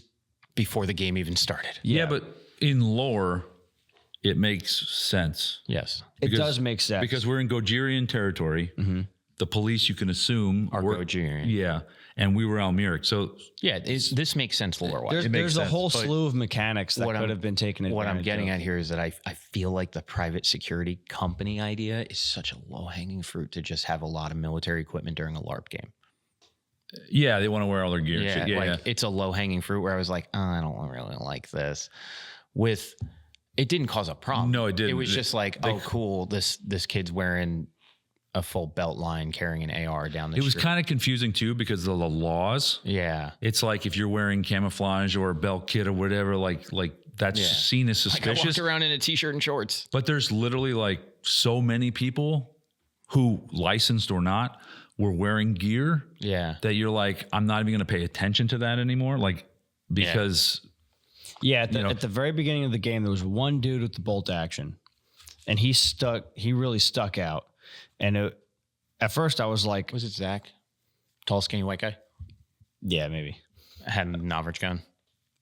Yeah, whatever. But I remember seeing him at the beginning of the game and like kind of stepping back into the building and being like, there's a guy open carrying a rifle over there. They're like, yeah, we already asked him. He has a permit. Yeah, that was Zach. So I was like, you know what? Let me talk to him. I was like, so are you a hunter? You know, I was kind of like playing it out. Are you a hunter? And he was just like, yeah, I guess you can say that. And I was like, NordPac, we deliver. If you need anything delivered. Yeah, he was a private assassin. He was the one that took the shot on Dave when he took one of your employees hostage. So good, by the way. Yeah. I didn't hire him. No. He just did that because he wanted to. No, the shot. So I didn't kill him, but I was trying to find you. It was Eli. Actually. That's right. That's when you were in the town. You were going, bring me Tony Brown. I snatched him up. When I heard you, I flanked around all of, so you could be through the tree line. Oh, you would have shot me in the back then, yeah. I tried to come through the back and whack you. I've got him right, and you know he's playing along. He's doing great. And so I start to notice everybody's like, because I've already lost the election. I've been I am full blown crashed out. Like this is what's that movie Falling Down? Like I am I'm in it. I know that this is like all I want is vengeance. And so I'm like, at first I'm just like, you know, I've got him to my side and I'm just like, bring me Tony. And some people are like, who the fuck is Tony Brown? It's like, the courier, bring me the courier. And then I start to see people with guns like take up position. So then I move him in front of me. And he takes a knee behind him. And I'm like, oh, they're aiming now. So then I like make him kneel down and I'm trying to be as small as I can. And then, you know, because of donuts and, you know, I'm not as small as I once was. And, but I'm like 6 foot donut eating Marine hiding behind fucking 14-year-old trying to. It's like me trying to hide behind a skinny tree out in the woods, you know, like, so I'm like, oh shit, like this is, I just want to shoot Tony, like fuck. And, but then I'm thinking to myself, like real Dave is like, you don't have your mouth guard in and your face is exposed. And I'm like, oh fuck. So now I'm like trying to get smaller. And by doing that, I had to shuffle my leg out. And he made the most incredible shot, hit me right in the very little exposed leg, and I fell down, and you know the hostage ran off, and I was just like, get out of here! I was like, you made that shot. I was like, get out of here, dude. At that point, it was great because you did that right outside the coffee shop. Yeah. Aurora looks at me and goes, you should shoot the kid he's holding hostage. She'd already figured out I had the suppressed gun. She's like, shoot the kid he's holding hostage. It'd have been great if he just like fell dead in front of me and I was like, oh shit. I was like, oh, maybe. I was like, but everybody's looking. They're going to see me do it. Yeah. I was like, you got that window on the left side open. I was like, they're going to see me drop this kid. Because there was also someone in the coffee, or not in the coffee shop, but like right outside where I had that table. Also basically clear shot on your rib cage. Yeah. And he was just like holding the rifle to you. I was like, somebody's going to see me drop this kid. Yeah. That was my final crash out for my character. It was so good. It was good. But yeah, do we have any more sustains and improves? No, I think we should try and get Eric on. We should. It's such a far drive. I feel so bad having him on, but and you're not going to be on next week, so it's going to be at least 2 or 3 weeks till we can see if Eric wants to come down for it. Next week's podcast is going to be a very full table. Dave's away. Anthony and I are running the show. Get after it. But anyway, if you've ever been curious about a LARP game, do it. I want Eric to do another one so bad. Do it. It's fun. Let yourself be immersed. Put your egos aside. Play the game as intended, and I promise you'll have a good time. But with that, good night. God bless. We're out.